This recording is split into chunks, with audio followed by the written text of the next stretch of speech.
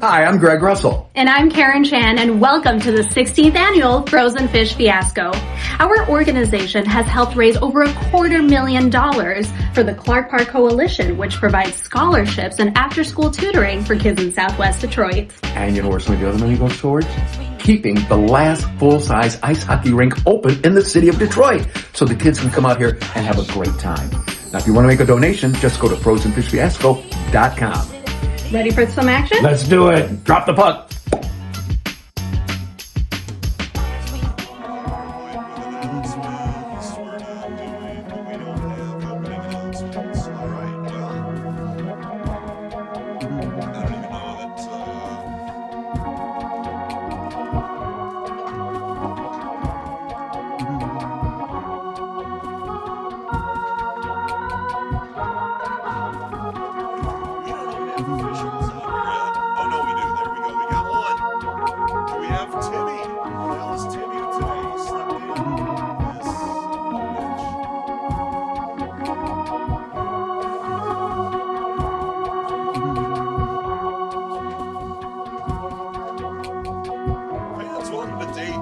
Frozen Fish Fiasco will be getting underway with Game 1 here in just a moment, which will see the AM Higley team taking on BSI Paving.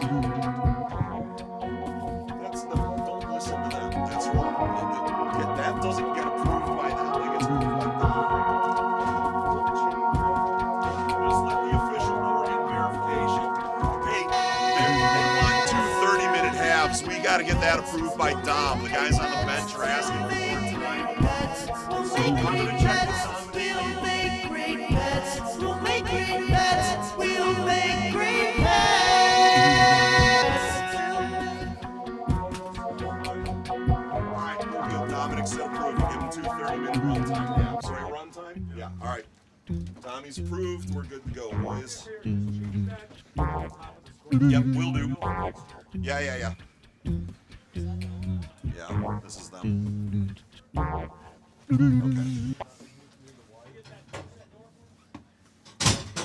right, that can come back to you, and we'll be underway here. This is going to be live here in a minute. No, you don't. We don't know anything about those guys. As far as I know, yeah, man. Let me double check. I don't think I have a BSI paving in here.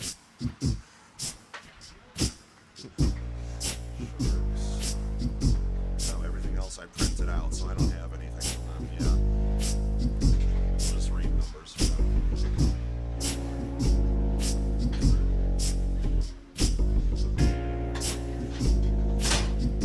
All right, we are underway. Day 2 of the Frozen Fish Fiasco. Your announcer, Mike Travis, here with you, everybody. Welcome aboard. Happy to have you here. You're probably watching the screen right now if you're tied into live stream. Go ahead, take a look at that crawl at the top of the screen. It says where to donate at frozenfishfiasco.com. Yeah, go ahead. Head over to frozenfishfiasco.com. Make a donation to help out the Clark Park Coalition.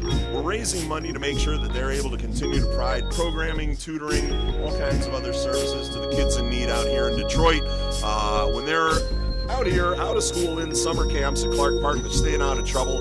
They're getting food security. We're able to provide meals for those kids and everything here at Clark Park. We'd like to be able to continue that good work, and your donations help to make that possible. We've had a full day of hockey yesterday, which saw the UAW Local 600 Union guys take it to the Detroit Red Wings alumni team. They beat them 5-4, the first time the UAW team has won as the title sponsor here at the Frozen Fish Fiasco. So congratulations to those guys once again this morning. Want to wish them well. Hopefully they're still sleeping in after their big win and celebration last night at the House of Shamrocks, where we got to hang out with them for a bit. And boy, were they excited after that big win. Breakaway here now for the BSI paving team, but the AM Higley goalie stands up to that. By the way, BSA paving moving left to right here, or sorry, right to left. If you're watching at home, the AM Higley team is moving left to right. They're wearing the green jerseys, black pants, white socks with the green and blue. The BSI paving team is in those disgusting yellow-ish jerseys. I'd call it peach. It's not. I don't know what those colors are. My sister is a graphic designer, would hate those. I hate them. They are just unpleasant to have to look at. And BSI Paving should know that. They need to change that up. I don't know who chose that color scheme, but fire them, bury them alive if you need to, and get yourself some new sweaters, boys. I have the Brother Rice boys here joining me again. Gentlemen, how are we today? How we feeling? You guys are going to be moving buckets, rolling out carpets. I've got a scorekeeper. I've got my what is it you do, Luciano? You're doing the timekeeping. That's the word I was looking for. It's day 2. I'm going to be worse than I was yesterday, and yesterday was pretty bad. You remember, right? Yeah, it was. Okay, you said it was all right. I'll take that. That works. We are trying to be professionals here. It doesn't always happen, especially on day 2. We're going to see a lot of different types of games today. These are a lot of beer league teams, a lot of parent-kid teams are going to be coming out. And for me, the premier title game of the day will be the last game of the day when the Mighty Drunks take the ice. But before we get to them, we've got to get through this BSI Paving AM Higley matchup here. And so far, as you would expect in the first period, the two teams are feeling each other out. I see the referee's arm is raised, though. Chances are we're going to get a stoppage of play here and a penalty called. And there's control. Here comes a penalty. Now, penalties we're going to put in here. They're going to give you a number, tell you the offense, like tripping or something, and then we'll put them in the box. And which team? Hey, it's Timmy! Timmy! 25 for high stick. All right, 25 for high. Good enough. And so the team is going to be, you can just put AM and period 1. All right. No, I'm not worried about the time. AM Higley penalty to number 25, Andrew Sandzik, 2 minutes for high sticking. You know, you're not allowed to do that, Andrew. You got to keep this.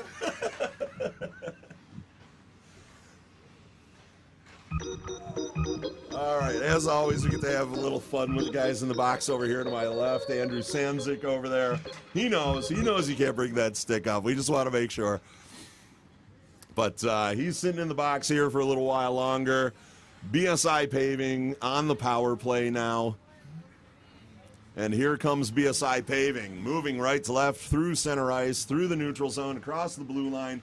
They've got it the points down to the bottom of the circles now on that far side, where it's poked into the corner. AM Higley sends it up the boards, far point now. BSI Paving turns it back in. This one goes over here on the near side, skips past front of the goalie, out to the point. Number 4 takes a rip. That one's up high, but nicely done by the defense and the goalie there. Good save. Another one comes in off the blocker, off the pad. This one squirts out into the circle near side. Shot back in, past the glove, wide. All the way out to the point again on the far side now. Walks it in, right at the center of the circles. Takes a shot, goes deep into the corner, back out to the near point.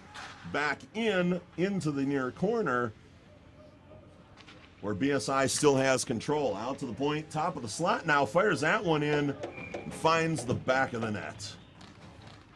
I think that found the back of the net. No, that was saved. How about that? Yeah, that was a save. He managed to glove that. That net was wide open over there. I thought for sure that had gotten by. It did not. Excellent job by the AM Higley goaltender there. Face-off's going to be over here in the near circle. Puck's on the ice. This one goes to the far point. And they send it back in, top of the circles, back out to the point. Big rip at that far corner, glove side of the goalie, but a little wide to the right. Penalty is over. Both teams are at full strength now. AM Higley still trying to clear the zone. They've got an extra player out there to help with the effort now. BSI Paving really turning it on, and this one is cleared all the way down the ice, and we're going to get an icing call. This one's coming back for a face-off in the AM Higley defensive.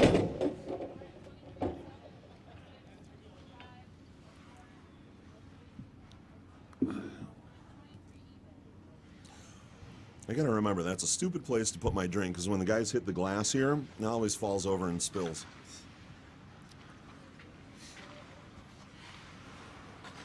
BSI Paving with it now, sends it in, top of the slot there. Nothing doing, goes high and wide.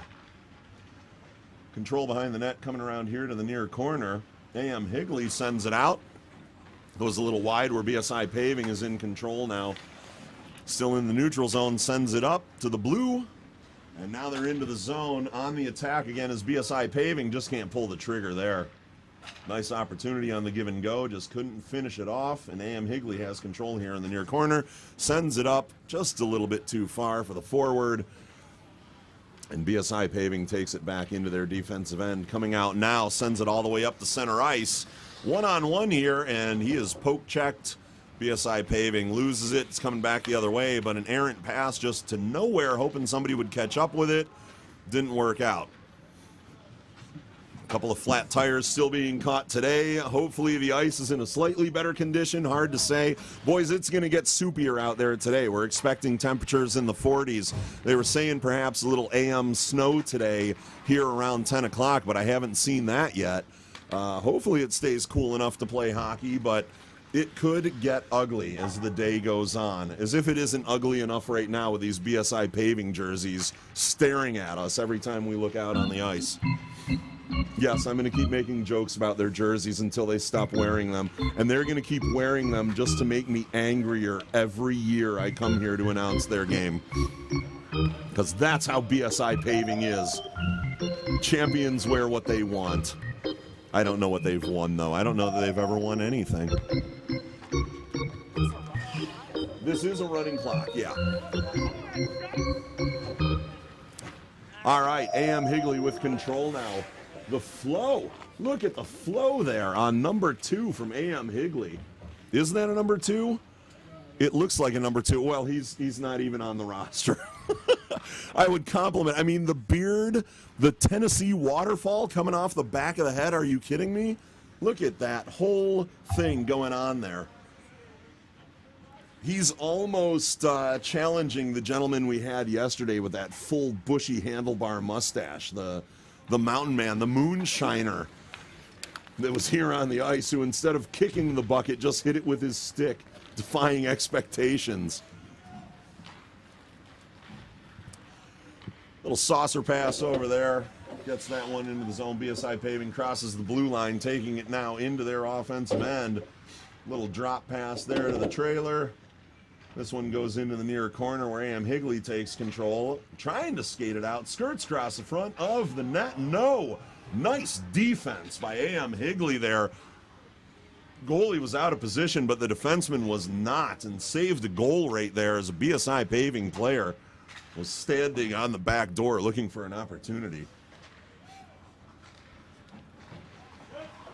This one has certainly been going BSI Paving's way, though, in the first period at this point. They've had the puck a whole lot longer and had more control of it, though. They're taking it behind their own net now. A good forecheck being put on by the A.M. Higley squad, and that kept it in the zone for a moment, but this one gets by through the neutral zone and all the way back down into A.M. Higley's end. They send it up to center ice, lose it there. BSI has control. For a moment, it goes back to A.M. Higley now, and they're going to break it out. Or at least try to. Here comes A.M. Higley. Across the blue line now, sending it across. No. Long pass, too many people between the intended recipient and where that went. Shot on goal for A.M. Higley, looking for the 5-hole. Closed tight by the BSA Paving netminder. Here comes BSI Paving the other way. Across the blue line, I can talk. It's only a winter stroke, don't worry. We'll have one in the spring as well. This one turned inside, turned away by the goalie, though. And, whoa! A little bit of the bodying out there going on now. BSI Paving player takes a shot and goes down to the ice near the backside of the net. Nice little dangling there, a little stick work. Doesn't end up resulting in anything, though. BSI Paving goalie smothers that one, but excellent hands, soft hands there by A.M. Higley's number 7. That was Alex Archibald. Will he be their ringer? Will he be the one to end this just obnoxious 0-0 tie this far into the game? We are playing 2 30-minute halves. Running clock, no stoppage throughout these games, so the clock will continue to run as the game progresses. We're at about 17:45 here in a moment, right now. And lots of hockey yet to play in this one. Puck's behind the net now with BSI Paving. Timmy is over here in my way, one of our officials out here on the ice. Timmy's not in my way anymore. I could see the game. We'll hear Timmy chirping to us. We'll chirp to Timmy all day as well. One of our favorite referees out here each and every year. Former player for the Waterford Sharks as well was Timmy. He didn't play yesterday. Obviously, he has officiating duties to attend to, but always good to have him out here with us.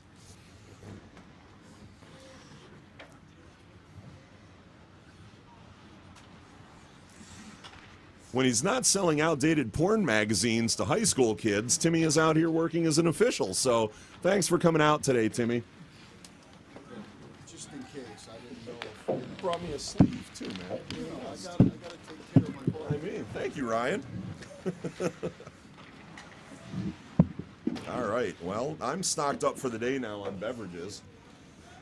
I'm never going to need to talk to Ryan again. He took care of everything I would need first thing in the morning. By the way, boys, these little apple crisps were brought for us, so we can share them. You guys can have them, whatever, you know. If you're in a sharing mood, let me know. All right, well, they're here all day, so we don't have to get into them now. Just to let you know, they're here. So, what? Is there another crew coming in? Oh, man, I got to train a whole new group of Brother Ice kids here at 1 o'clock. Oh, boy. And then they're here for 6 hours with me. You guys were the morning crew. Did we move wood? We moved wood again this morning. All right, I am so sorry. That's always the hardest part of the day. Was the truck full, or was it... full of- Oh, we didn't even have a truck. You just had to move somewhere. Oh, that's good. That's not so bad at all then. Yeah, no, you guys had the easy morning. Nicely done. Good choice. Yeah, I saw you guys doing a little stick and puck out there for a bit. That was pretty cool. Back to the action here. Nothing has changed since we were last talking to you, everybody. And I said today I was going to try to stop some of the just table talk and everything that goes on here, but first game is a weird one. Everybody's still sort of finding their legs both on and off the ice. Oh, big shot by number 2. The Tennessee Terrorizer out there for A.M. Higley, whose name is not listed on the roster, but certainly he's making an impression on the BSI Paving team. And he is not hard to miss out there with the black bucket, large beard, and the Tennessee waterfall almost all the way down. In fact, does it go past the top of the number 2? No, I think it stops at the top of the number 2 on the back of his sweater. A.M. Higley now in control, trying to be anyway, sending it around, trying to break it out, and they're just, I'm not sure why they keep playing with it and sending it back into their own end as they're about to break it out, but this one gets away, and that's why it broke out of their zone. BSI Paving with it now, though. No, scratch that. A.M. Higley picks him off at the blue line as they were trying to break out. Sends it into the middle. Nobody there. No one on the back door. This one's going to come out to the point for Higley. They send it back deep into the corner behind the net now for Higley. There's a shot. Chance. He was on the near corner here looking for the back door. And again, no one from A.M. Higley's squad on that back door. Just basic hockey fundamentals being ignored out there by the A.M. Higley forwards. And it may just be a skill issue. They may not have the legs to get that third skater down there to the back door, but wasted and missed opportunities when those rebounds come that way. And Higley's going to have to tighten that up if they want to get on the board here in this half or the second half. That one goes all the way down the ice. We're going to get an icing call. It looks like the folks who are in the VIP seats have abandoned the VIP seats and moved over into the bleachers now. The gentleman with the bright orange hat over there, I notice, he was over in the VIP seats for a while with some of those other ladies he's sitting with, and they've they've left the comforts of the high-sticked chairs and headed for the bleachers, where I don't know that it's necessarily warmer over there. Do we not have a fire over there in those seats? Oh, see, we've had a fire over there in the VIP seats before. Keep those nice folks warm, but apparently that is not happening this year. And for whatever reason, maybe it's warmer in the bleachers. More people around, if nothing else. You can use them to block the breeze.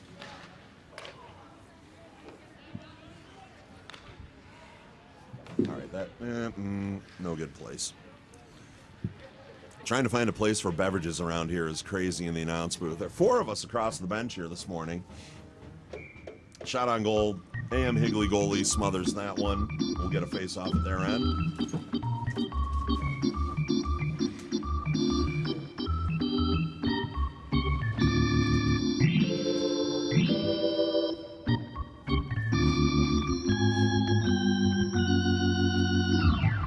All right, far circle BSI paving offensive zone here now. They've got control of it here near point. Sends it in. Goalie grabs it with the glove, sends it right back out, and this one's coming up ice with the A.M. Higley team. Just a long, hard pass. Gets by number 10 there, waiting for it. All the way down to the BSI paving goalie, where now we'll get a face-off at their end. Timmy harvests the puck from the goalie's glove. Face-off is going to be on the near side here at the circle. Puck's on the ice. Here we go. Action into the corner now. Coming out. Knocked down by A.M. Higley there. Turned around. Number 5 with it. Dangles, skates, and that's stolen off his stick by a BSI paving player. Tries to send it out to center. Cannot. Number 2. Tennessee Terrorizer had a chance. Gets it in there. Nice scoring opportunity that A.M. Higley just cannot convert on. They've got enough guys at the net. Nope, scratch that. There were only 2 again. This one's coming out with BSI paving. Sent ahead for a breakaway at the blue line. Walks it in. Can't do anything with it. Too late to pull the trigger. He was past the goal. Sends it around the backside off the boards.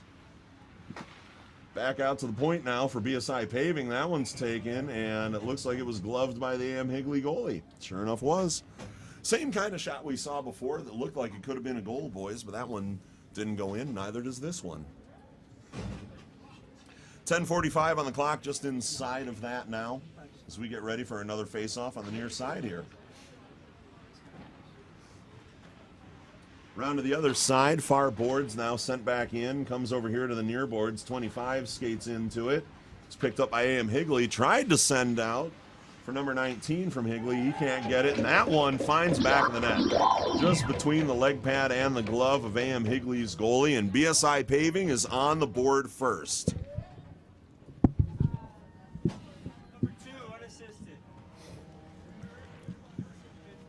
BSI paving goal scored by number 2, unassisted. And there you go, number 2 scored that one. We don't have a name to give you because BSI paving didn't send us a roster. Ugly jerseys, no roster. What's wrong with these guys? We got to get them back on track for next year's Fiasco. Especially if you're going to be winning games, boys. The expectations are going to be higher in the future of you. BSI paving with it again, takes across blue line down into the near circle, sends it across ice. Defended well there by A.M. Higley. Here comes A.M. Higley. Number 25 out there, Andrew Sandzik. He had the high sticking penalty earlier. He's got the red helmet, red socks on out there. Easy to spot amongst the other A.M. Higley players. Tennessee Terrorizer out there doing all the work, just poke checking, sending the puck up ice, doing everything he can for his team. He's still out there playing defense right now, standing inside his own blue line, trying to make the stop as BSI paving comes up the ice. There's a little poke check. Stops the bleeding for a minute. Looks for a little, starting off the backhand tip into the goal. That didn't work for BSI paving. And this one comes almost out where it's picked up at center ice. Inside the blue line there by BSI paving. And A.M. Higley had it for a moment. They have it now. Sandzik there with it. Turns it back over to some of his players, but they're just not quick enough. They just can't get to those loose pucks.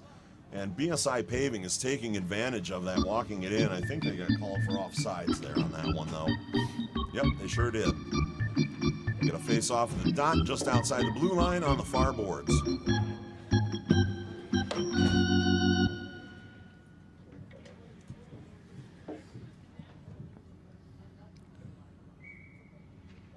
And we're underway. Timmy drops that one. It's picked up by BSI paving.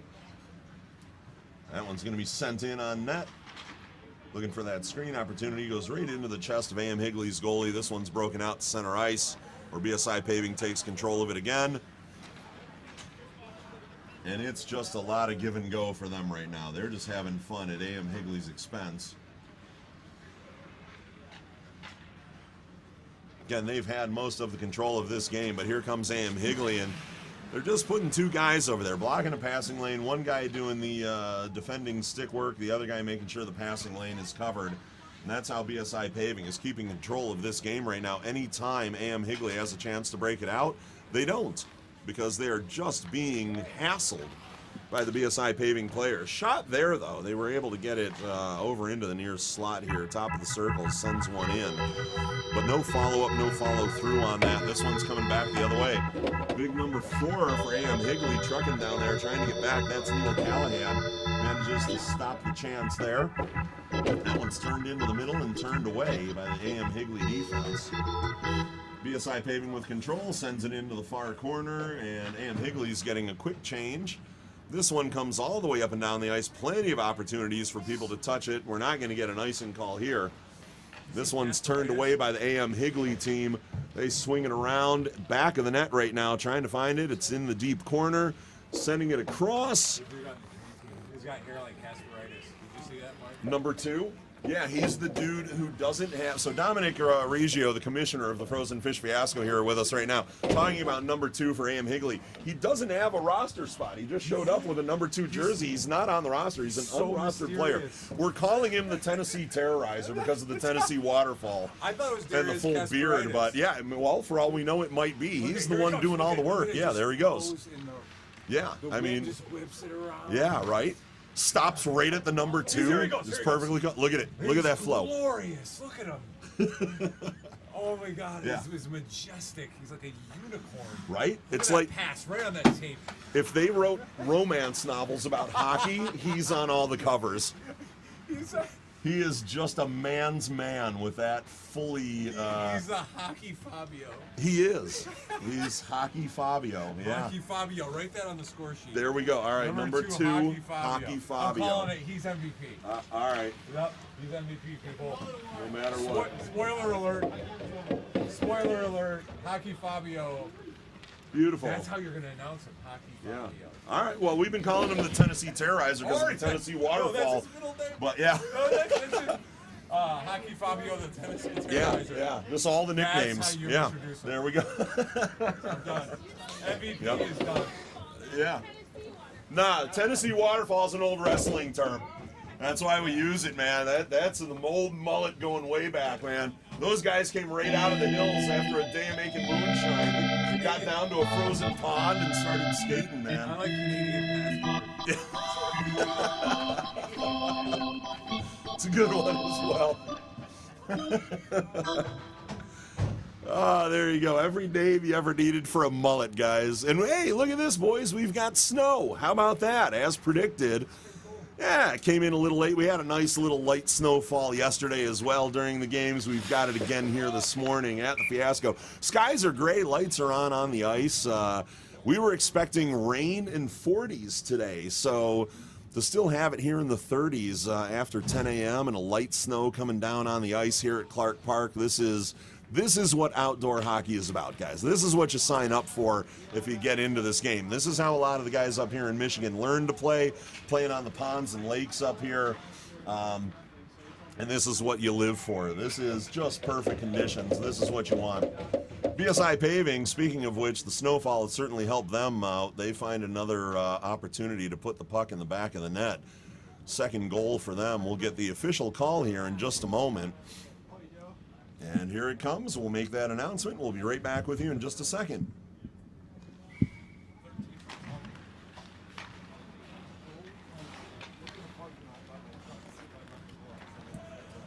BSI Paving goal scored by number 13. The assist comes from number 20. All right, there you go. Again, no names, but that's how that one goes down.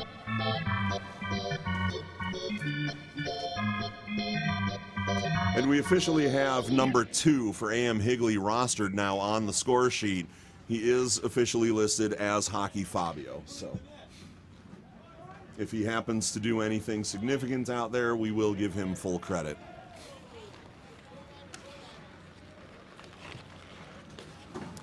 So far, though, A.M. Higley struggling to really have enough players with the skill needed to get past the BSI paving defense.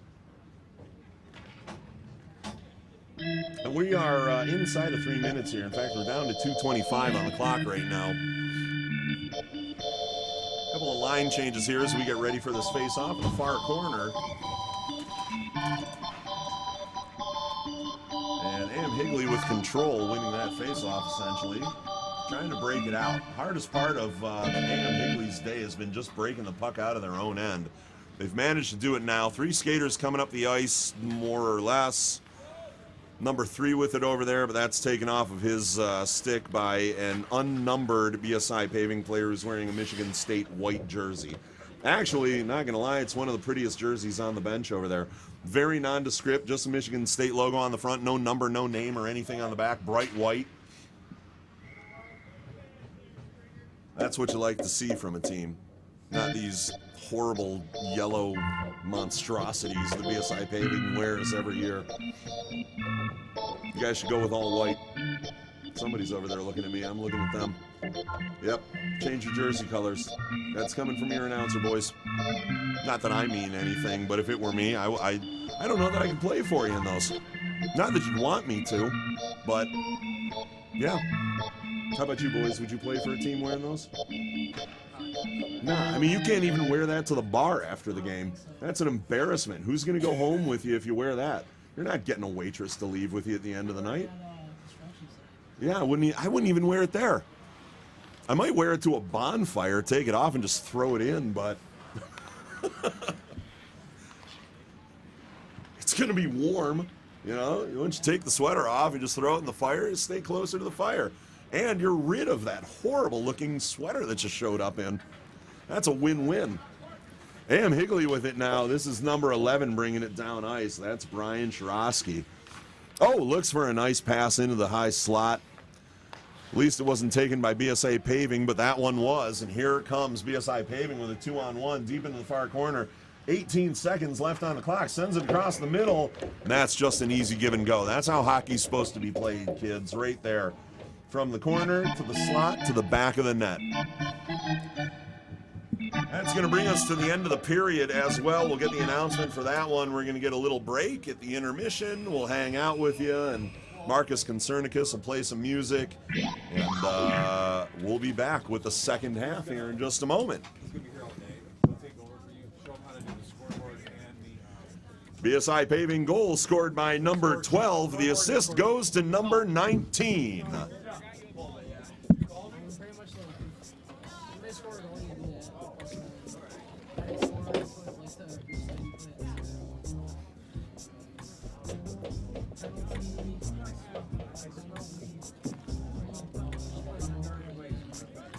From the igloo? Yeah, of course you do. Yeah. I could smell it on 75 on the way. Yeah, you are. Ryan brought all the, Tony brought me one, and then Ryan shows up with 3 of them, one in the sleeve. I'm like, it's like, I guess I don't have to see Ryan at all today now. We had to buy extra beer. Yeah, seriously. I think I only had like 2 yesterday. I don't know what I'm going to do with all these.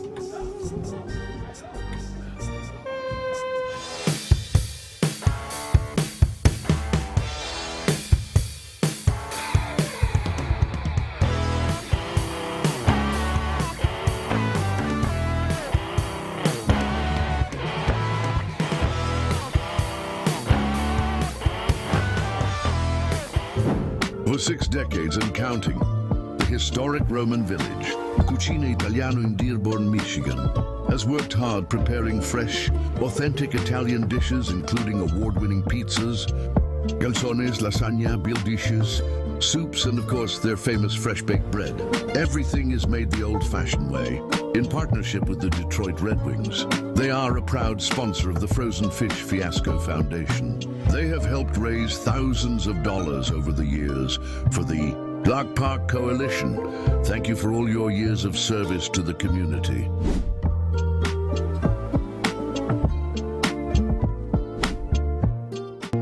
Getting up every morning to go out to do a hard day's work, that didn't just begin.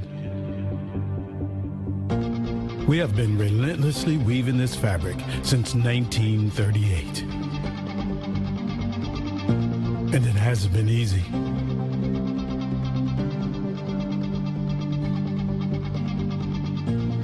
We have been an important spark in an engine that has powered generations.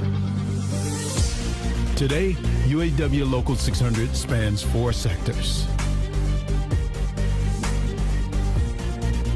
We have 45 autonomous units. There are over 30,000 active and retired members. And guess what? We make a difference in our communities too. UAW Local 600, a history to be proud of, a tradition to carry on. A Dream Limousine continues to be Metro Detroit's finest luxury transportation service. 734-542-6800. Offering late model luxury SUVs to brand new party buses that seat up to 34 passengers. 734-542-6800. Including the one-of-a-kind Escalade Stretch with the exciting jet door. Call 734-542-6800. That's 734-542-6800. A Dream Limousine. Since 2012, Mess Bucket Comics has been an independent comic book publisher bringing you a variety of genres, ranging from superheroes to pro wrestling to sports-themed graphic novels like the following. The Arcane Awakening is a graphic novel trilogy where God's army, the Ministry, and Lucifer's army, the Demonic Blight, battle each other one last time for Earth and humanity, winner take all. Mojo, a popular general of the Ministry, is a descendant of Jim Morrison and speaks in all lyrics by the Doors, while Ravager, a general of the Demonic Blight, is a cannibal demon that was inspired by the writer's ex-girlfriend. Donnybrook is a comic series about a semi-pro hockey league featuring real-life stories from former professional athletes. The fictional teams in the series are owned by 4-time Stanley Cup winner Darren McCarty, Major League Baseball all-star Brandon Inge, Hollywood actor from the Clerks movie franchise Brian O'Halloran, and pro wrestler Rowdy Roddy Piper.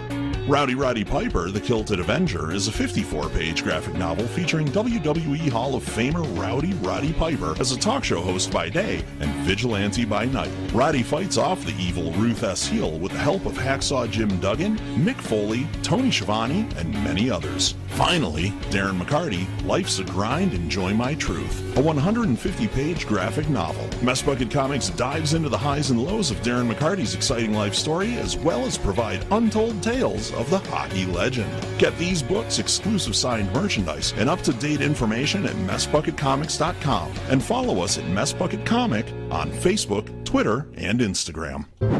For 6 decades and counting, the historic Roman village, Cucina Italiano in Dearborn, Michigan, has worked hard preparing fresh, authentic Italian dishes including award-winning pizzas, calzones, lasagna, beer dishes, soups, and of course their famous fresh-baked bread.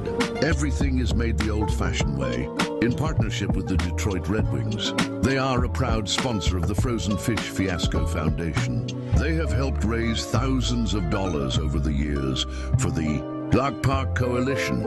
Thank you for all your years of service to the community.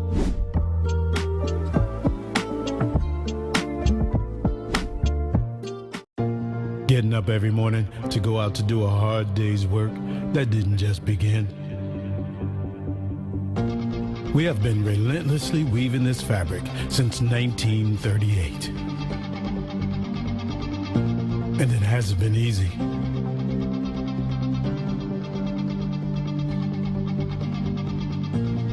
We have been an important spark in an engine that has powered generations. Today, UAW Local 600 spans 4 sectors. We have 45 autonomous units. There are over 30,000 active and retired members. And guess what? We make a difference in our communities too. UAW Local 600, a history to be proud of, a tradition to carry on. Miracle Flow, you know? A lot of people claiming, oh, hockey here, hockey this, hockey that. There's only one. There's only one.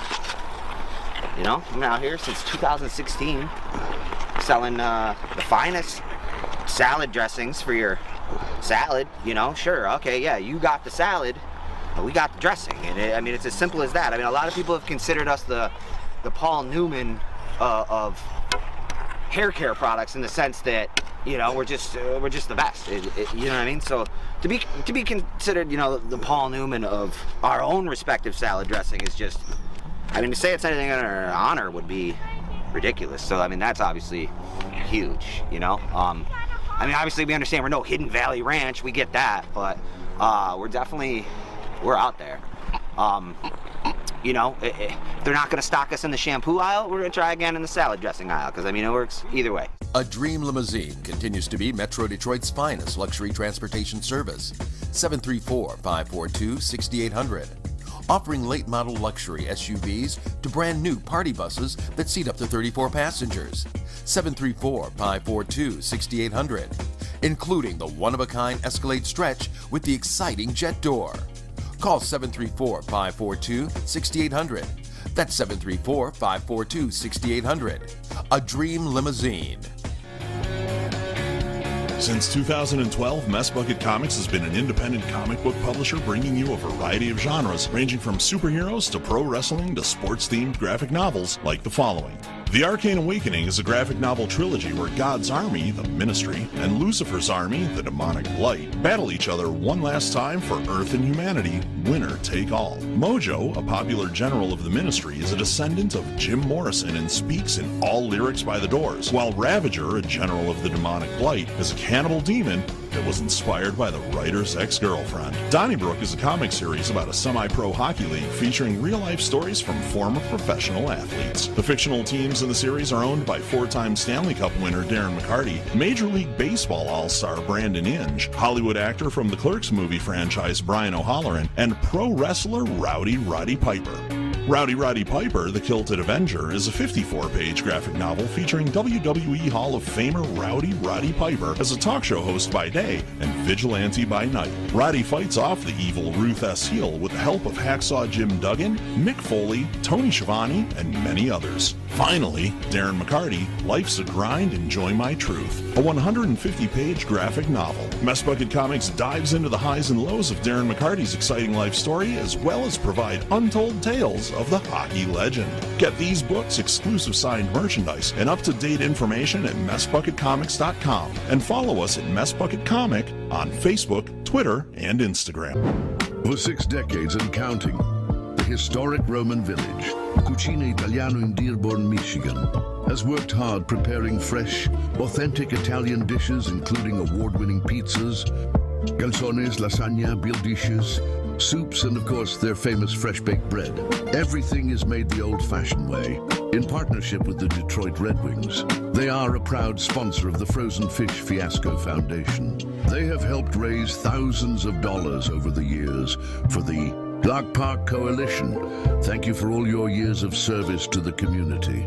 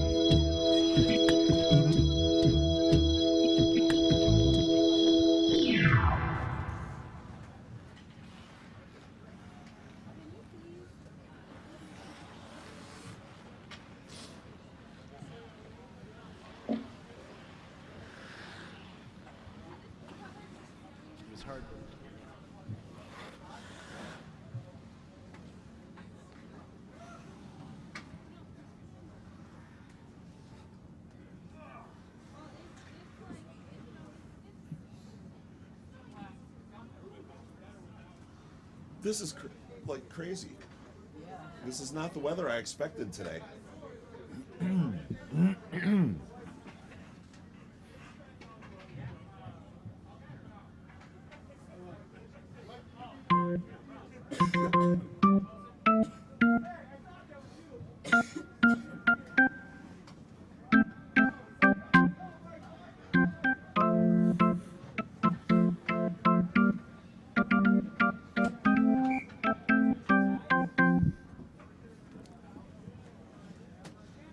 Welcome back to the second half of Game 1 here at Day 2 of the Frozen Fish Fiasco between the AM Higley team and the BSI Paving team. BSI leads this one 3-0 going into the second half. The teams have switched ends.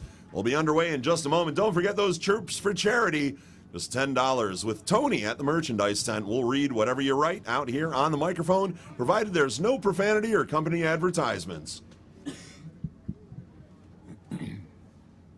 Well, we're about to be underway again here in the second half, everybody. The announcement for the Chirps for Charity is made. Don't forget, you can always donate at frozenfishfiasco.com. If you're out there watching on the live feed, they'll take credit cards, might even take Venmo, PayPal, I'm not sure. I haven't been there. I've been working the entire event, and as I said last night, I just had an opportunity to watch the replay of last night's premier game with the UAW 600 local workers and team members. What a great time that was, and a quick give and go across the slot crease area of the goalie over there for AM Higley. BSI Paving starting off right where they left off, scoring a goal late in the first half. Again, halves here, everybody. We're playing 2 30-minute halves. Running clock, no stoppage.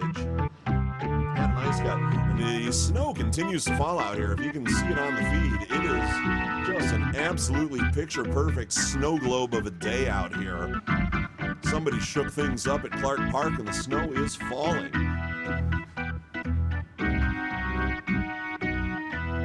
And Marcus Concernicus is playing music in the igloo to stay warm, I presume. I don't know how much of that is making it into the feed. Yesterday it was kind of hard to hear me when Marcus would be playing, so I have no idea if you guys are hearing anything or not. You're probably hearing Marcus, or you're hearing me, or you're hearing a little bit of both. It's always hard to tell.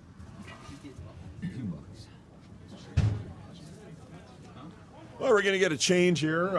Stoppage on the ice, but not on the clock, of course. A bit of a conversation with the BSI Paving goalie. He's got his helmet off, working on a glove, a little equipment issue down there at the far circle. The official's given him a little bit of time to get this settled, but again, I don't know if he knows that the clock hasn't stopped. It is right in front of him. All he has to do is look up and to the left. But this is a real time waster out there. Not that BSI Paving cares. They've got a 3-goal lead right now on the AM Higley team. He can take all the time he wants. But this is lost time for both teams. Tick-tock. Tick-tock, goalie. As a reminder, this is a running clock with no stoppage. I mean, you guys have a 3-goal lead. What do you need to wait this long for?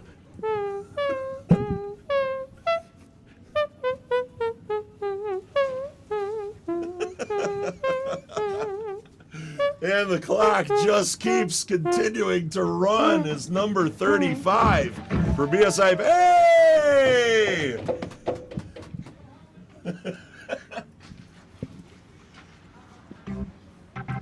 Equipment check completed by number 35 for BSI Paving.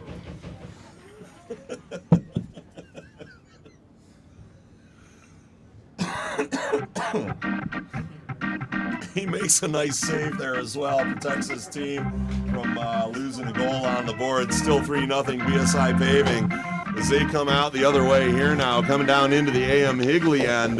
They've got control still. AM Higley fighting a little bit harder this time.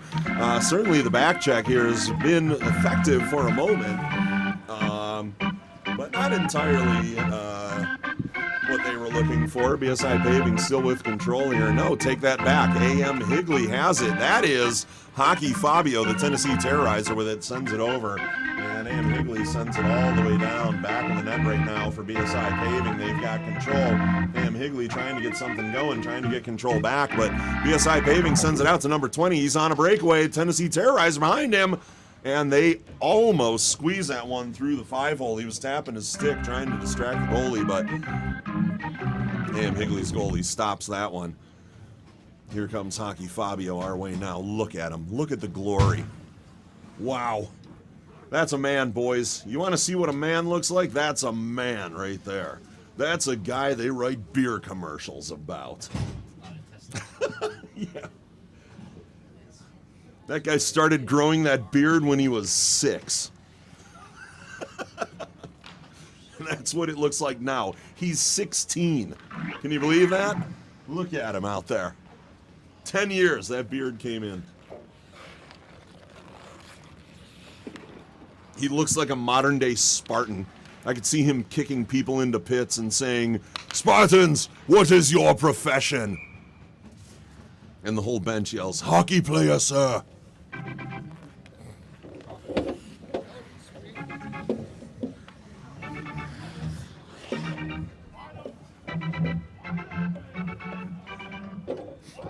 Marcus Concernicus in rare form today, our organist here at the Frozen Fish Fiasco each and every year.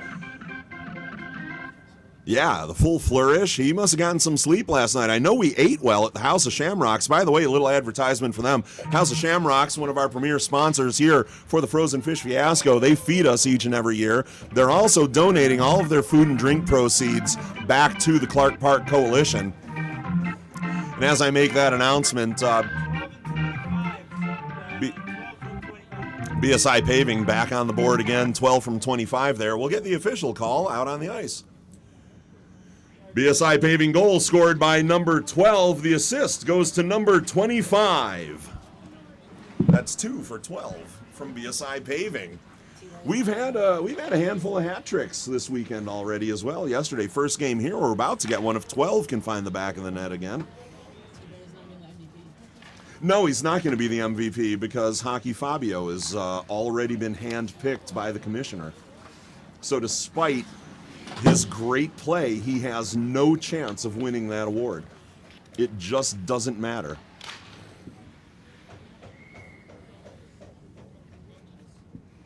And it's not that the guy, Hockey Fabio doesn't deserve it. He's been one of the top defenders right now for A.M. Higley. He's doing a great job out there. It's just, a hard day for those boys on the ice to get anything going. Down 4-0 now.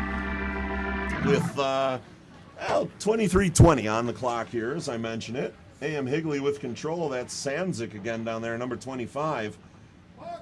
Mentioning his name a lot today. He's certainly doing a lot for A.M. Higley, but just continues to be rattled by the guys of BSI Paving. They really go after him, mostly because he stands out with that red helmet and those red socks. He's easy to spot on the opposing team. Everybody else is just sort of blending into the snow and the rest of the team members, but Sandzik stands out with the blue pants, the red helmet, the red socks. He's broken this one out. It's a 2-on-1 for A.M. Higley. Got to use it. Sandzik taking it in, looks across to number 3. There it was. But he couldn't snap it in on the backhand into the net. He had to skate a little bit harder to get ahead of it. Could have had it on his forehand. This one's coming back the other way. Poke check by A.M. Higley in the neutral zone and sent in right on net. BSI Paving is going to get it there. Turns it away to the near side here. Behind the net now for BSI Paving. This one's sent up the ice. Cross the blue line now. And whiffed in. That you could hear the collective, as that one barely got off the end of his stick. BSI Paving with it again, though. Let's see what he can do with it this time. And, saucer pass. More than he needed to do with it. Gets a chance off the rebound to try to send it in again, but no, this one's coming all the way down the ice. No icing. 21:55 on the clock right now.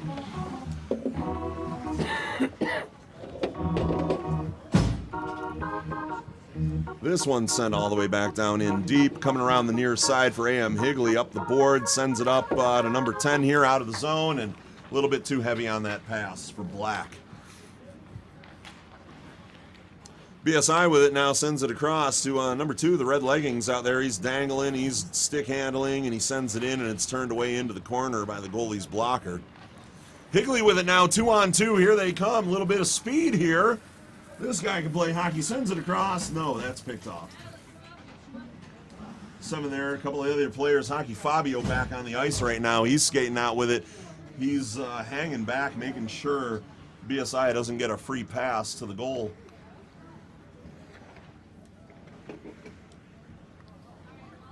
BSI Paving with it now, though. They've got it on the far boards. Guy waiting at the blue line right now. Player changing for BSI. This one comes across, and it's going to go into the near corner at the A.M. Higley end. They take control of it there. Send up the boards, number 10 Black over here.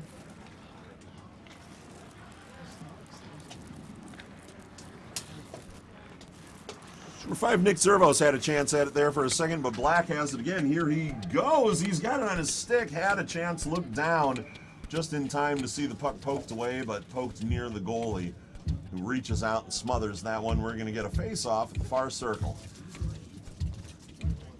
Down in the BSI paving end. Here comes Timmy. Just popping over to say hi, leaning into the hole. Hi, Timmy. Timmy, our official. We're doing great. Anything you want to say to the people on the live stream? We got a shuffle request, but I think it should be up to the losing team as the hosers. Yeah, I agree. I'm with you on that one, Timmy. You've got a game to watch. Get to work.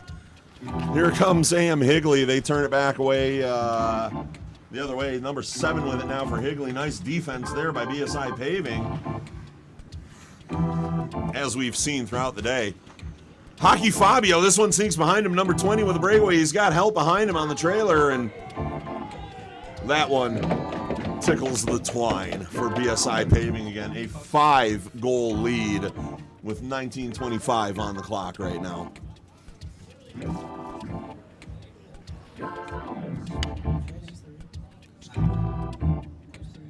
No, that wasn't a goal. My apologies. Still 4-0. Oh, it went over the roof? God, I thought that one went in the back of the net. I didn't even see it. All the way over, or is it sitting up there? Wow! What a shot then. Way to keep an eye on things, boys. Lord knows I can't see anything out there with all this snow falling. Again, an unexpected sort of weather phenomenon going on. We heard 40s and rain today. So to have snow like we have is a little crazy. A.M. Higley with a chance. There it is. Big shot from the trailer, but supposed to shoot where the goalie isn't. That one they shot where the goalie was. Put right into his chest. Falls to the ice. It's over in the glove, and it's up into the referee's hand now. I did mention they were expecting snow at 10, but I don't think they were expecting this. Still light snow, but certainly some accumulation collecting, especially out there on the ice. We're going to see the puck stopping out there. It's not going to glide as well as we're used to seeing it glide across the ice with the extra snow out there. But that's outdoor hockey for you, folks. The conditions change all the time, as we saw last night with some warm spots being heated up by the sun, creating problems with the ice. We had a lot of problems during the Tony's Red and Blue game that seemed to be resolved in time for the Red Wings and UAW game. Didn't hear a lot of complaints from those players, but certainly something that needed to be addressed. Doesn't seem to need to be addressed, though, today. I can not talk. I am struggling, and I don't know why. We'll get it together. We did yesterday. Took about 2 games, but we always find our way.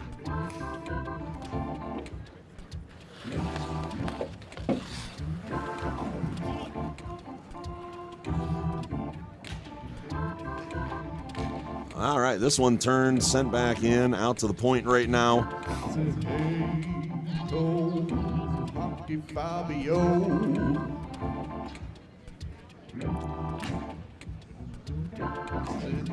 Not a lot going on. I wish I could tell you something exciting was happening. It's a lot of defense right now by A.M. Higley, just trying to stop the offensive onslaught from BSI Paving, which is just people with sticks tapping them around and trying to push a puck through a whole lot of snow out there.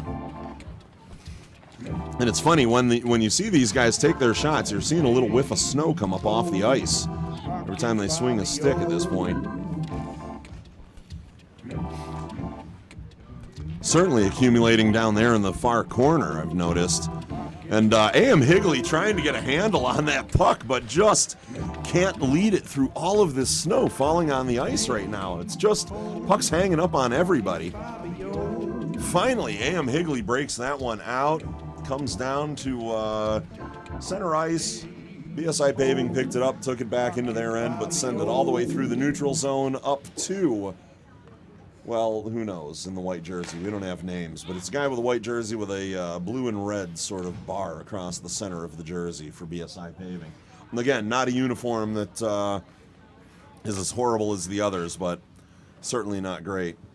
And then there is a bit of a confusing player. There is a BSI Paving player wearing a white jersey, wearing number 10, and it has sort of the hallmark of the, what would you call it, the A.M. Higley sort of Hartford Whalers jerseys, but it's a white jersey with the green and blue stripes at the sleeves and across the bottom. Higley with a chance here. Sandzik sends it back in, and his player on the back door was caught unawares.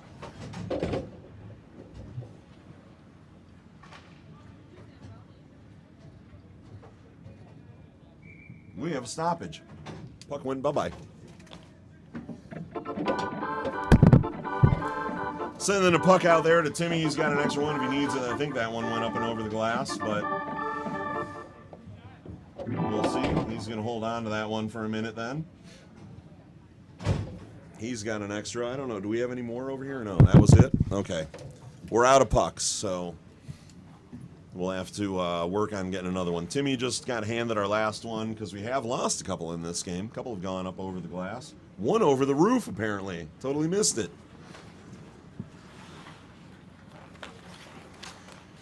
Hockey Fabio with it there, sends it up where it's just squandered. The opportunity squandered. And BSI Paving having some communication issues, passing issues as well. That puck is just, it looks like a comet moving through the snow on the ice. Just this little ball of something with this trail of snow being carried behind it. It's like when they put Fox tracks on the puck in NHL games on Fox had it. They had a little microchip in there and it would streak across the ice with a little red flash trailing behind the puck so that you at home would know where it was. BSI Paving with a chance there. That one got into the net. That is a goal. That makes it 5-4.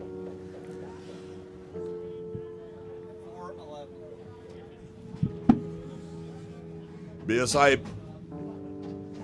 Paving goal scored by number 4. The assist goes to number 11. No idea if those announcements are going out. I can't hear myself on the speakers today at all. That mic right there is always supposed to be on. So hopefully the announcements are getting out. I can't tell. They are getting out on the live stream. That was number 4 from number 11 for BSI Paving, because even when I make the announcement, I know the other microphone is on and they can hear me. So hopefully the other arena mic is still picking things up. I see they're working on the speaker right now. They're getting some snow off of it. It looks like they're going to cover it up with a bag, actually, just to keep some snow off the top of the equipment. We don't want those getting wet. That could create a lot of technical issues for our speakers out here.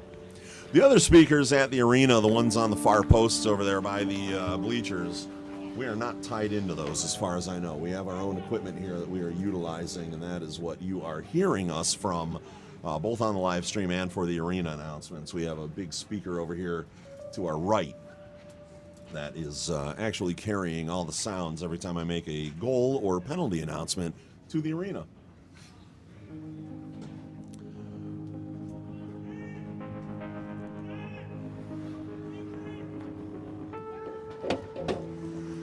Marcus Concernicus with some church music, it feels like, this morning. It's going to put me back to sleep. I'm used to the funk. This is very dreamy. It has the feel of falling snow. Oh.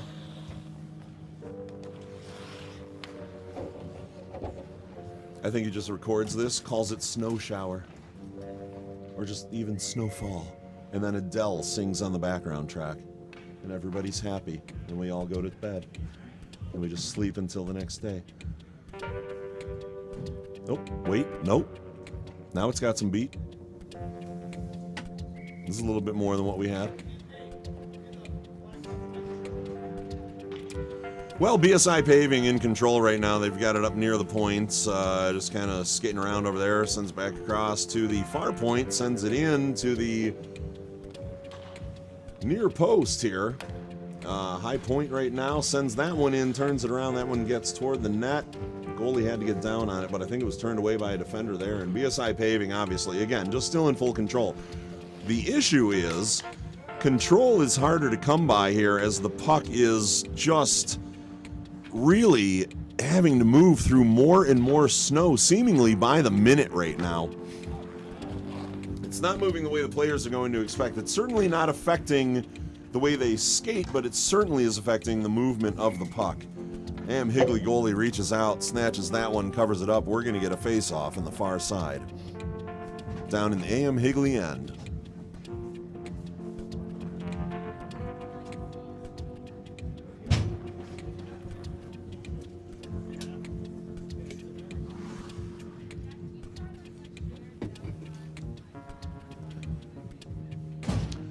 All right, face-off time. Here we go. Players are ready. BSI Paving had won that one. They're in control of it. They're going to get a shot on goal there. Turned away by the AM Higley netminder. Sent around behind the net by BSI Paving. They're looking to the front of the net. Nobody was in place. He's got to turn it back around to the back side of the net. BSI still with it now.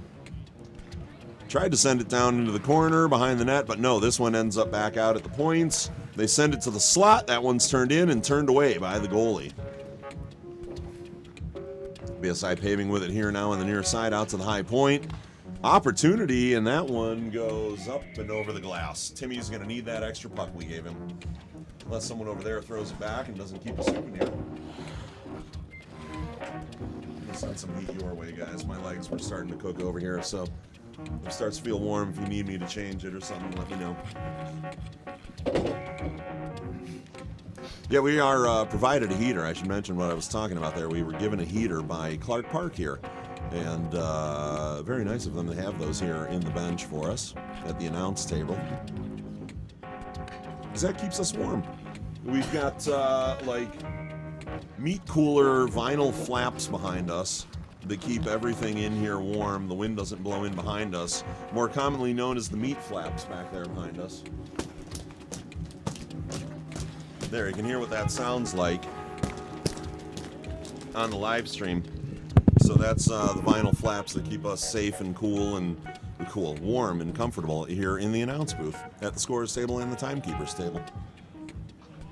8:25 on the clock. This one's down in the BSI end, but they've got it. And Hockey Fabio there kind of misses a chance. Breakaway there for BSI Paving, and that one's going to tickle the twine again. The biscuit was indeed in the basket on that one. It's, is it 6 now? Is that? No, this is going to be, this is 6 officially. Yeah. Well, here we go. Let's get the call from the official. 12-19. That's 12 for BSI from 19. BSI Paving goal scored by number 12. The assist goes to number 19.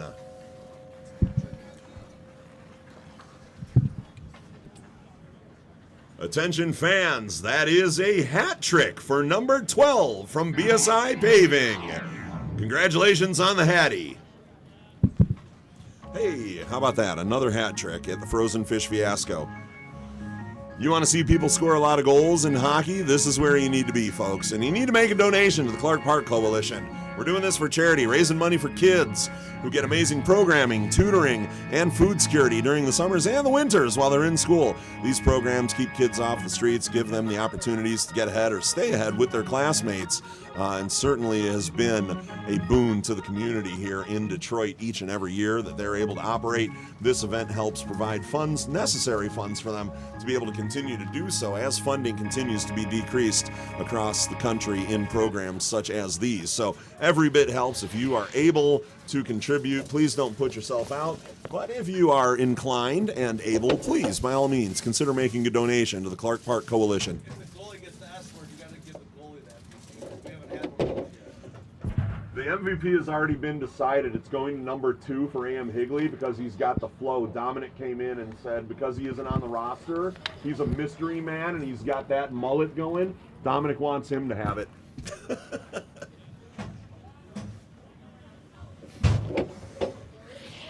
Yeah, the official wanted us to give the MVP to the goalie, but it's just not going to happen.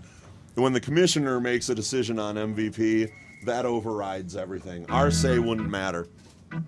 Something would have to happen to Dominic Reggio between now and the time that the MVP was announced for us to be able to name another or a different MVP. And yeah, even the official is noticing how much snow is on the ice. We've got, I would say, what do you think, boys? About a quarter of an inch, half an inch of snow out there already, just sitting on the surface. And again, certainly this is, it changes the aspects of the game. The puck up on its edge, rolling down to the near corner here. BSI Paving picks it up, sends it back out to the top of the circles. They've got control right now. Hard to tell where the puck is, though, because it is literally just being lost and buried in the snow. The players are having to work a lot harder to keep it on their stick. And here's the biggest problem. If you're a netminder, you can't see the puck on that stick a lot of times anymore. It's buried under snow, and you don't see it coming until it's right on top of you. So a little bit harder to tell what's going on out there for the netminders, even for some of the players, as they're certainly having to look down more to make sure that the puck is where they think it is. But right over here by us on the near boards, out near the blue line, yeah, once that puck comes to a stop, it's almost completely covered in snow. You really can't tell where it is out there at all. Big number 14 here for A.M. Higley. Callahan was the one who was just handling it over here where we had our best look at it. He's skating back right now on defense, getting ready to keep the BSI team from coming in and chalking up another one on the board. Trying to keep from being embarrassed completely. They know they'd love to get a tally up there on the scoreboard, but with only 4:20 left in the period, being down 6-0, their work is certainly cut out for them, especially in these conditions.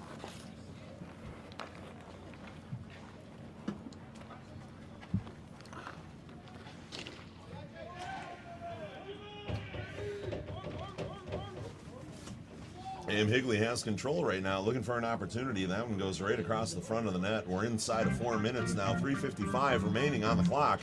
Higley tries to knock one down, unable to do so. This comes back to their blue line. They send it forward into the middle, tapped behind, but again, the puck just isn't moving the way you would expect. The players are still able to skate through this with ease, but stick handling, where the puck is going to go, how quickly it's going to stop.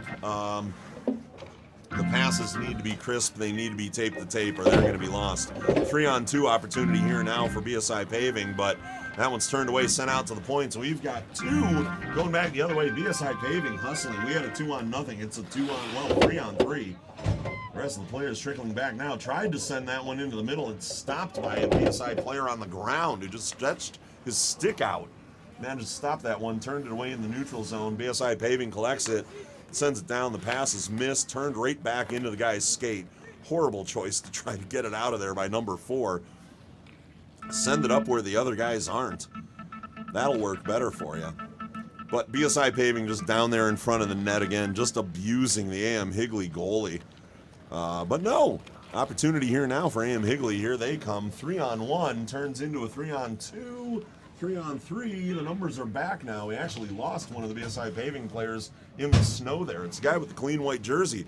Prettiest jersey, hardest to find in this kind of snowfall. 2:25 on the clock now. Higley with control, trying to send it out of their zone. They do. It's through central ice, and that one's into the offensive zone. Should have been a offsides call, but it's waved by Timmy because Timmy doesn't care.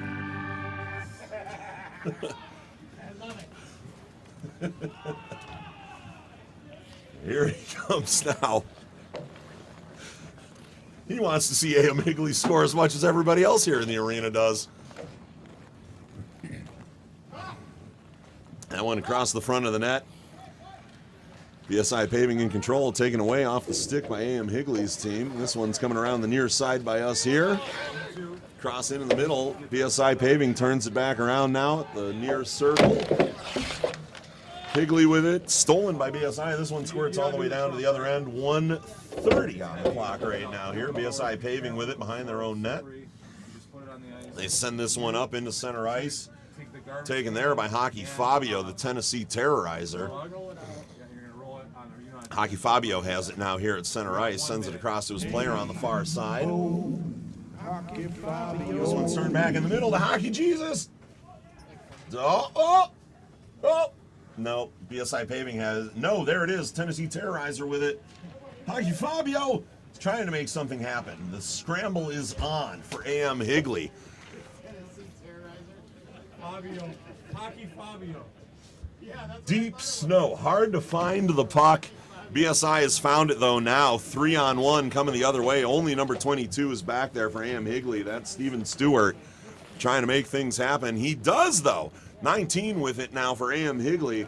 That's going to be Trey Wunski. Wunski? That's an interesting name, Trey. I wish I could pronounce that for you. Sorry I couldn't. It's Trey. That's all you need to know. Trey's out there doing things, everybody. Your name got read in the game, Trey. Trey looking for it right now, giving the stick tap here at center ice, and that one's just sent all the way back in behind the A.M. Higley goal. We've got 11 seconds, 10 seconds now. Hockey Fabio with it back there. He's got control of the puck, and we're going to let this one run out, everybody. That's handed off to the officials. That's the game. Final score, 6-0 in favor of BSI Paving. At the end of game one, the final score, BSI Paving 6, A.M. Higley nothing. Stick around, folks, for the announcement of today's MVP.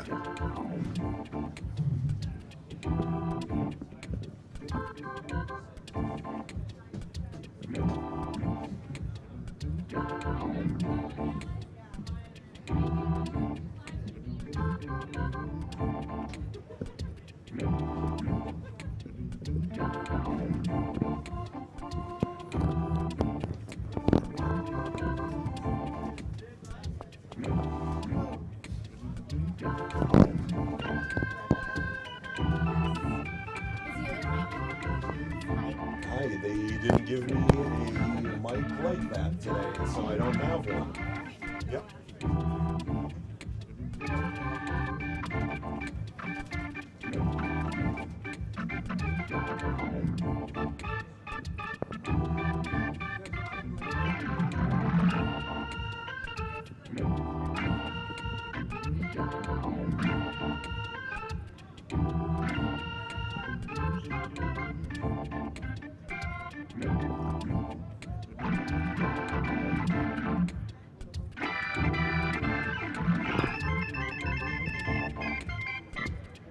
All right, it's time for the announcement of today's MVP of Game 1. Despite getting a hat trick, number 12 from BSI Paving is not getting the award today. Instead, this is going to the mystery man, the unrostered member of A.M. Higley, the Tennessee Terrorizer, Hockey Fabio, number 2 from A.M. Higley, is going home with today's MVP award. He made a whole lot of defensive stands out there in that Tennessee waterfall, and that big beard is just too glorious to deny, players and fans. Congratulations to the Tennessee Terrorizer, Hockey Fabio. Go, Hockey Fabio. Marcus turned it into a song. Go, Hockey Fabio.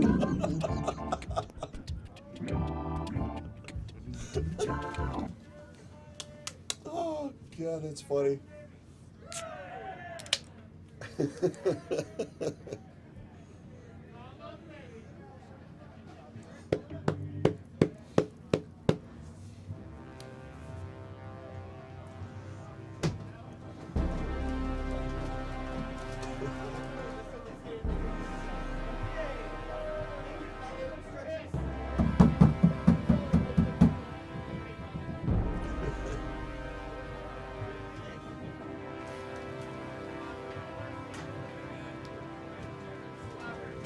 It was still a pretty hattie, number 12. It was a pretty hattie. Nicely done. The Tennessee Terrorist last name is Gutenschwager. Oh, we have him on here. We're supposed to be wearing 44. So, yeah. Yeah. So he's on there as 44. Yeah, So Gutenschwager. what is listed? Just under a different jersey number. 12th year in a row that I've been out here, and every year it gets better. It's awesome. It's great for our families, the community. winning works. Couldn't see the puck at the end, but that's hockey, right? Right. And this must remind you of like when you were a little kid playing outside. Absolutely. I grew up on skates. Yeah, grew up on skates, and it snowed like this out on the pond and whatever. And this is what hockey's all about. No, I'm good. Fantastic. Well, I won't hold you, but congratulations again. Hold up that big belt. And of course, you guys know what's up next. We got Fabio. He's gonna kick the can.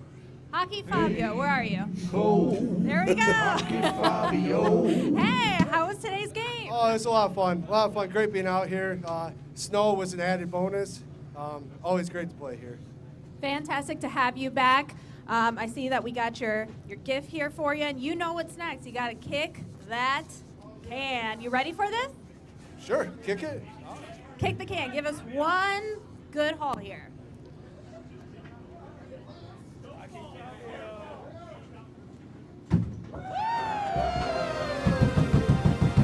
That's a winning kick right there. Stick around. You don't want to miss the next drop of the puck coming up next. Don't forget, players get free pizza, and everyone can watch replays of this game at House of Shamrocks in 60 minutes. Just 15 minutes up the road. We'll be right back, everyone. What the heck? Somebody threw a fish at me. But I guess it could have been better. It might have been a puck. Speaking of pucks, you need this for your own collection. Our own genuine, original frozen fish fiasco puck. Look at it. Beautiful. Put it on display. You want one? Come on down to Clark Park this weekend and get your very own. Now who threw the fish at me? Oh. Yeah.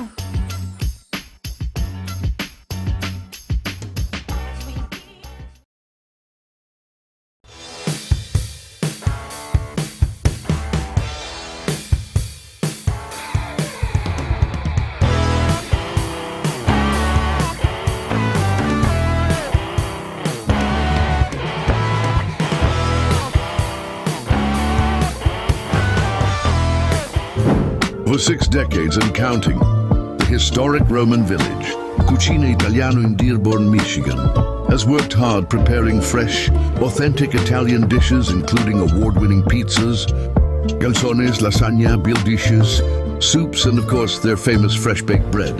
Everything is made the old-fashioned way, in partnership with the Detroit Red Wings. They are a proud sponsor of the Frozen Fish Fiasco Foundation.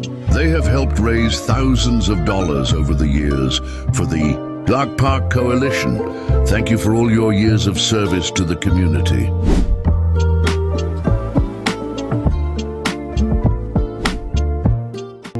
Getting up every morning to go out to do a hard day's work, that didn't just begin. We have been relentlessly weaving this fabric since 1938. And it hasn't been easy.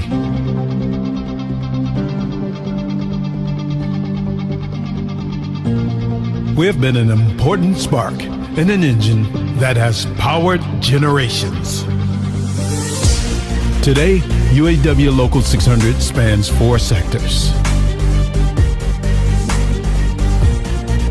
We have 45 autonomous units. There are over 30,000 active and retired members. And guess what? We make a difference in our communities too. UAW Local 600, a history to be proud of, a tradition to carry on. A Dream Limousine continues to be Metro Detroit's finest luxury transportation service. 734-542-6800. Offering late model luxury SUVs to brand new party buses that seat up to 34 passengers. 734-542-6800. Including the one-of-a-kind Escalade stretch with the exciting jet door. Call 734-542-6800. That's 734-542-6800. A Dream Limousine. Since 2012, Mess Bucket Comics has been an independent comic book publisher bringing you a variety of genres, ranging from superheroes to pro wrestling to sports-themed graphic novels like the following. The Arcane Awakening is a graphic novel trilogy where God's army, the Ministry, and Lucifer's army, the Demonic Blight, battle each other one last time for Earth and humanity, winner take all. Mojo, a popular general of the Ministry, is a descendant of Jim Morrison and speaks in all lyrics by the Doors, while Ravager, a general of the Demonic Blight, is a cannibal demon that was inspired by the writer's ex-girlfriend. Donnybrook is a comic series about a semi-pro hockey league featuring real-life stories from former professional athletes. The fictional teams in the series are owned by four-time Stanley Cup winner Darren McCarty, Major League Baseball all-star Brandon Inge, Hollywood actor from the Clerks movie franchise Brian O'Halloran, and pro wrestler Rowdy Roddy Piper. Rowdy Roddy Piper, the Kilted Avenger, is a 54-page graphic novel featuring WWE Hall of Famer Rowdy Roddy Piper as a talk show host by day and vigilante by night. Roddy fights off the evil Ruth S. Heel with the help of Hacksaw Jim Duggan, Mick Foley, Tony Schiavone, and many others. Finally, Darren McCarty, Life's a Grind, Enjoy My Truth, a 150-page graphic novel. Mess Bucket Comics dives into the highs and lows of Darren McCarty's exciting life story, as well as provide untold tales of the hockey legend. Get these books, exclusive signed merchandise, and up-to-date information at MessBucketComics.com, and follow us at Mess Bucket Comic on Facebook, Twitter, and Instagram. For 6 decades and counting, the historic Roman village, Cucina Italiano in Dearborn, Michigan, has worked hard preparing fresh, authentic Italian dishes including award-winning pizzas, calzones, lasagna, beer dishes, soups, and of course their famous fresh-baked bread. Everything is made the old-fashioned way, in partnership with the Detroit Red Wings. They are a proud sponsor of the Frozen Fish Fiasco Foundation. They have helped raise thousands of dollars over the years for the Dog Park Coalition. Thank you for all your years of service to the community.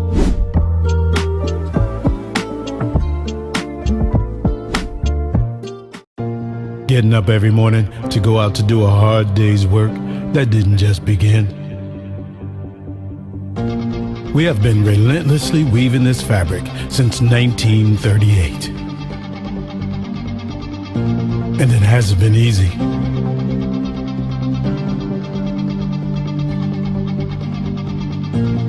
We have been an important spark in an engine that has powered generations. Today, UAW Local 600 spans 4 sectors.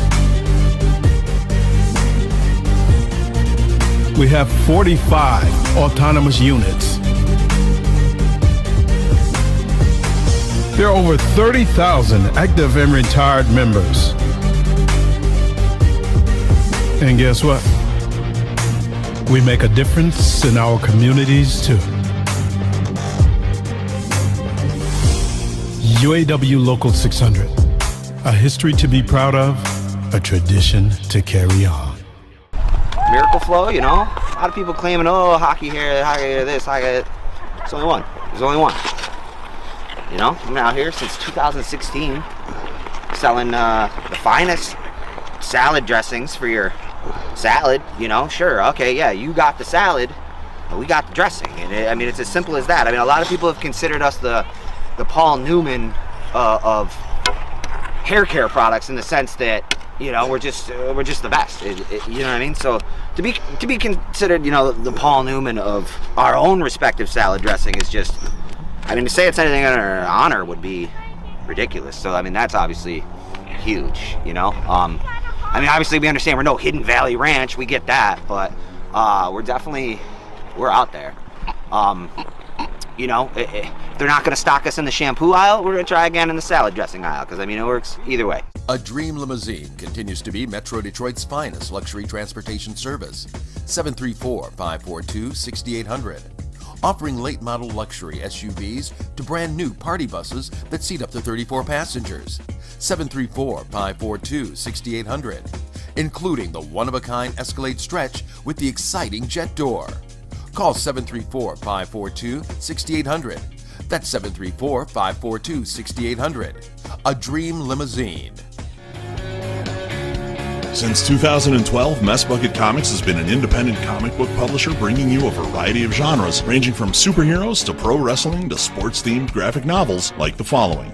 The Arcane Awakening is a graphic novel trilogy where God's army, the Ministry, and Lucifer's army, the Demonic Blight, battle each other one last time for Earth and humanity, winner take all. Mojo, a popular general of the Ministry, is a descendant of Jim Morrison and speaks in all lyrics by the Doors, while Ravager, a general of the Demonic Blight, is a cannibal demon that was inspired by the writer's ex-girlfriend. Donnybrook is a comic series about a semi-pro hockey league featuring real-life stories from former professional athletes. The fictional teams in the series are owned by four-time Stanley Cup winner Darren McCarty, Major League Baseball all-star Brandon Inge, Hollywood actor from the Clerks movie franchise Brian O'Halloran, and pro wrestler Rowdy Roddy Piper.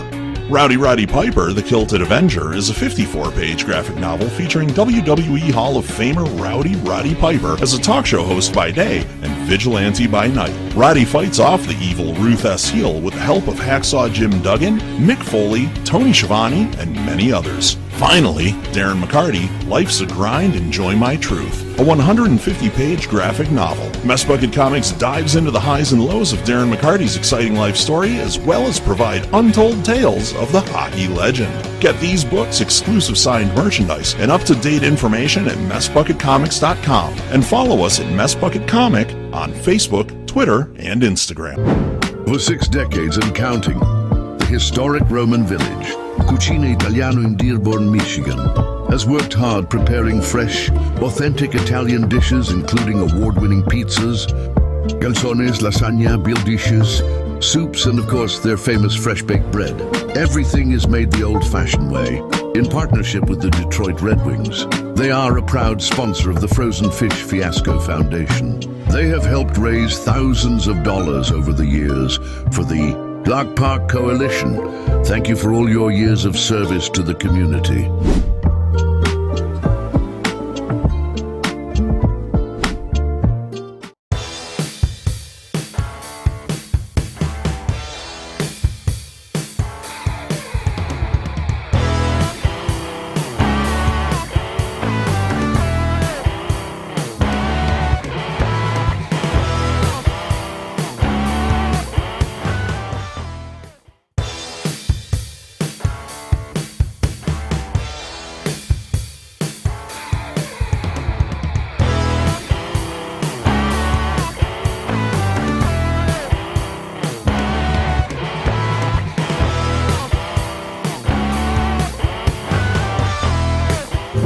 For 6 decades and counting, the historic Roman village, Cucina Italiano in Dearborn, Michigan, has worked hard preparing fresh, authentic Italian dishes including award-winning pizzas, calzones, lasagna, beer dishes, soups, and of course their famous fresh-baked bread.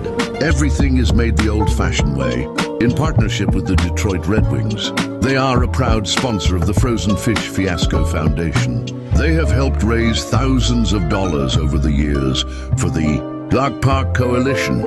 Thank you for all your years of service to the community.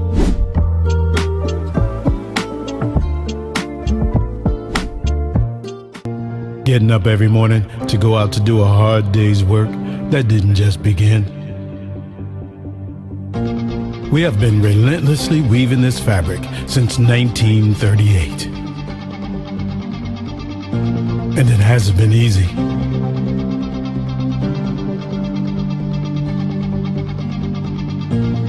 We have been an important spark in an engine that has powered generations. Today, UAW Local 600 spans 4 sectors. We have 45 autonomous units. There are over 30,000 active and retired members. And guess what?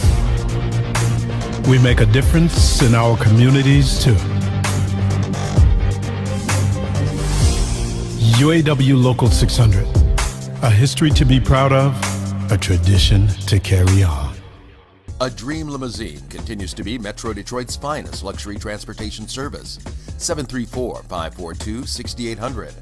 Offering late model luxury SUVs to brand new party buses that seat up to 34 passengers. 734-542-6800, including the one-of-a-kind Escalade stretch with the exciting jet door. Call 734-542-6800. That's 734-542-6800.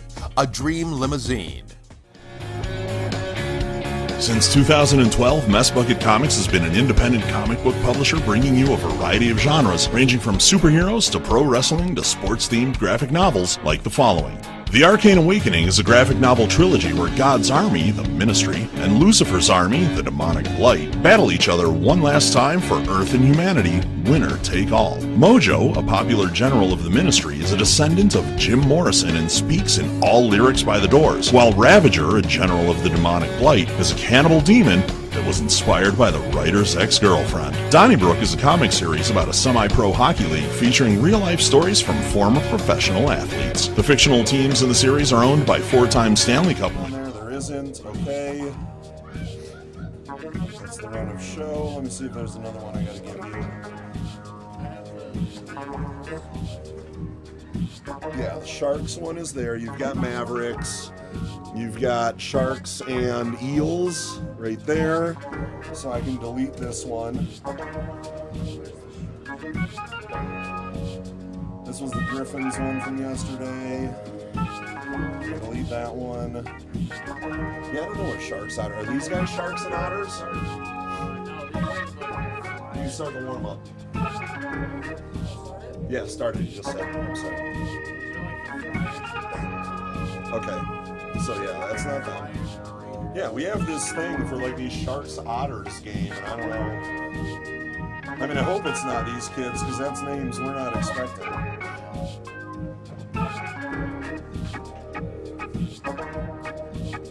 I'm trying to delete these out of my email once you have them, so that we're not doing them over again.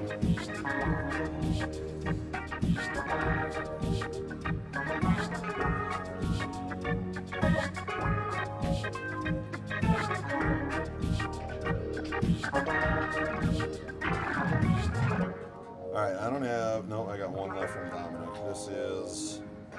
This is the Mavericks one. That's the one you're doing right now, right? Yep, beautiful. And this one is the Royal Oak Falcons one, which we've also already done, right? We got the Falcons one done. That should be the third game, right? Oh. Do we have the Falcons one? Oh, that's that screwy one that you can't see. Right. So, okay. Yeah, even with trying to zoom in on it. I don't know if it's still like the first name. I don't know if it's Gavin or Calvin. That's Gavin Sadowy, Sadowy. Yeah.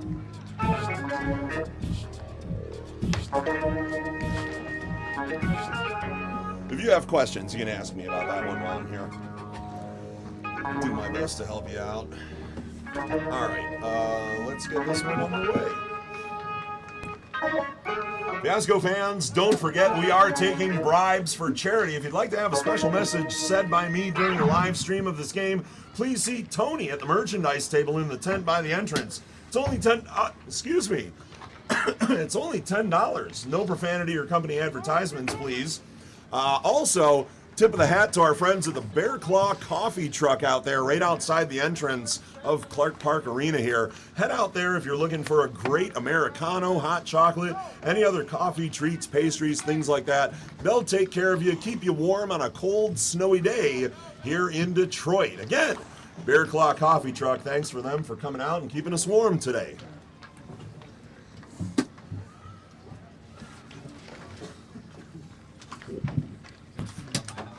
Holy.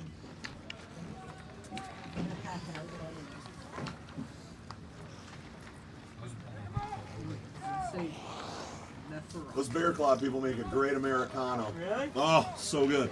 I told the guy, I go, it's perfect. I like it dark and sweet, man. He had the sweetness was right, temperature, everything. I was like, that's the best Americano I've ever had. Sounds like a Latina. I mean, hey, listen, I've been in LA too long, man. I like those island ones. Yeah, you know it. Yeah,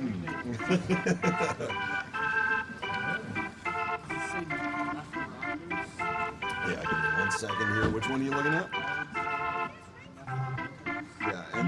N-E-P-H-O-R-A-T-O-S. Nepheratos. N-E-P-H-O-R-A-T-O-S. Alexander Nepheratos.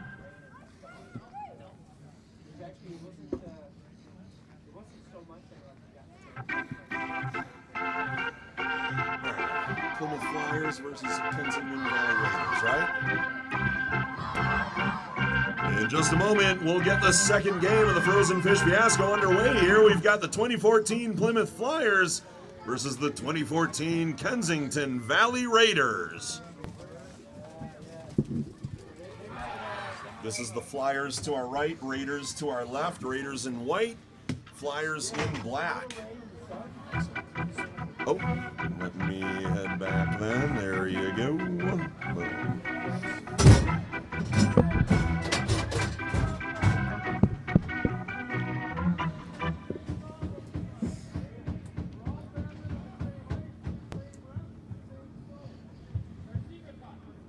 You guys ready with the clock?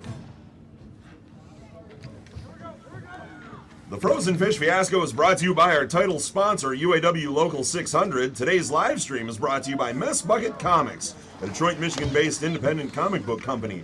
Learn more at messbucketcomics.com. And we are underway with Game 2 today. We have the 2014 Plymouth Flyers out there in the black jerseys, blue and white trim, black pants. Everybody's all suited up. This is a kids' game. In case you couldn't tell why these little people look so small out there, it is not like when you watch pro wrestling and they bring the little people out to wrestle. That's not what this is. These are actual children, everybody. They're out there playing their hearts out.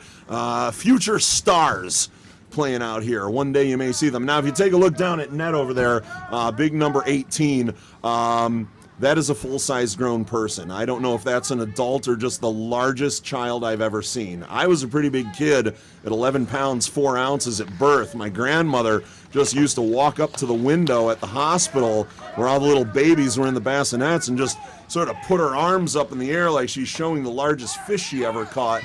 And that's about what that goalie looks like down there. That is a big kid like I was, if that is indeed a child, because a lot of these other kids, by comparison, are not quite that tall.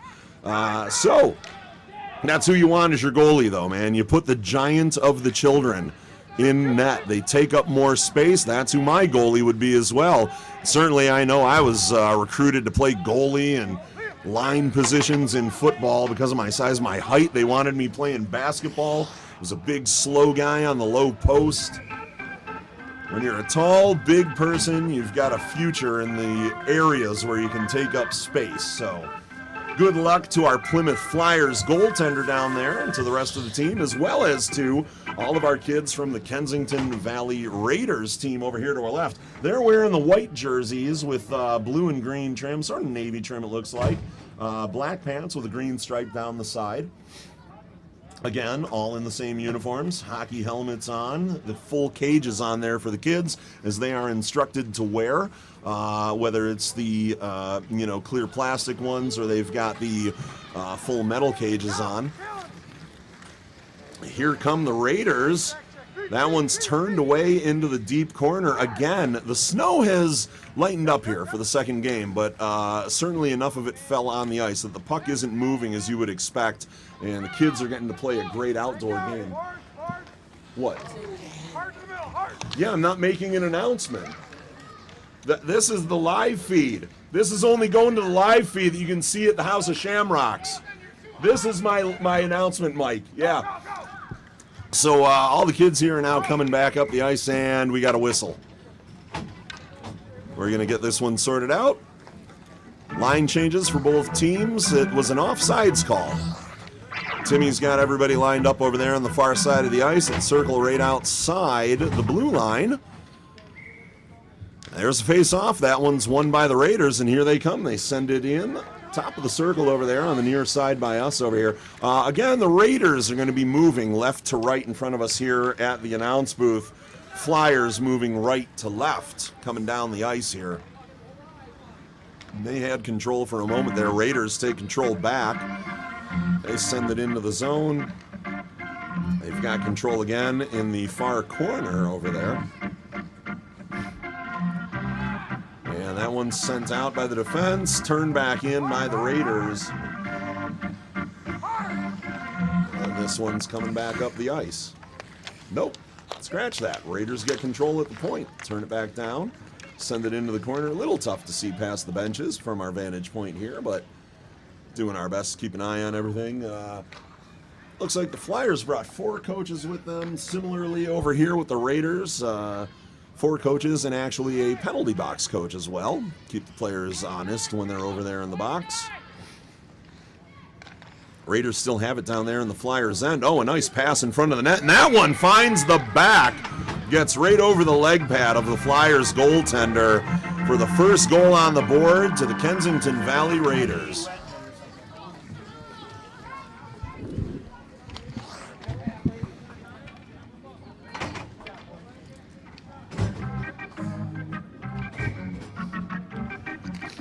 Well, face-off is already underway here. We will get that call in just a moment.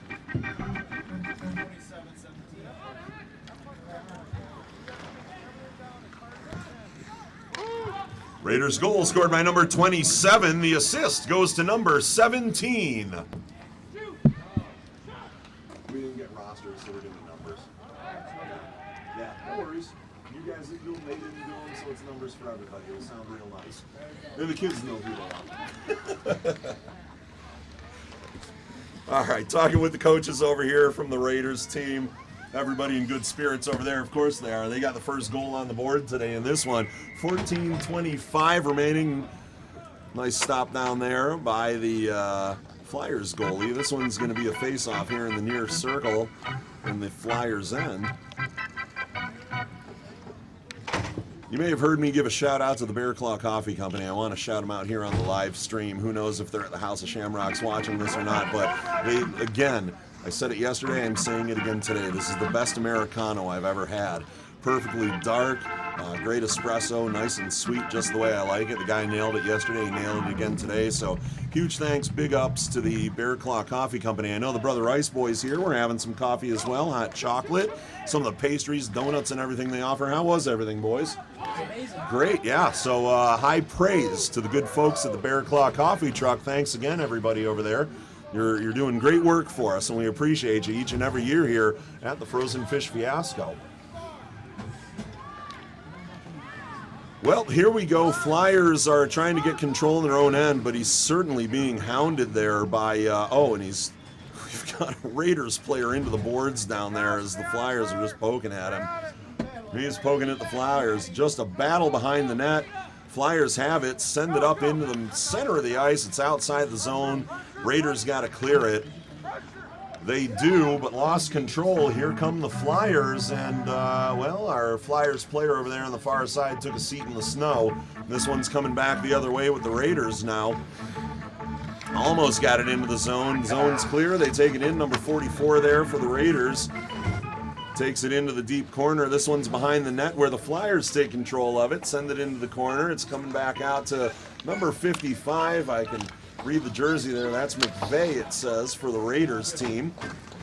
And he sends it back down and in, near corner. That's sent across to the slot. No, turned away.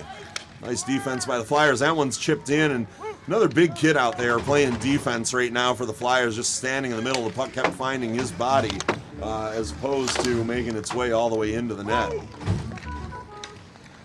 Co-ed teams out here, by the way, kids, both boys and girls are all playing together.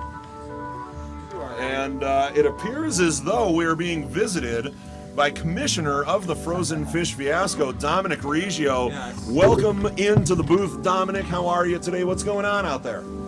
Well, I'll be honest. I'm a little hungover. That's par for the course.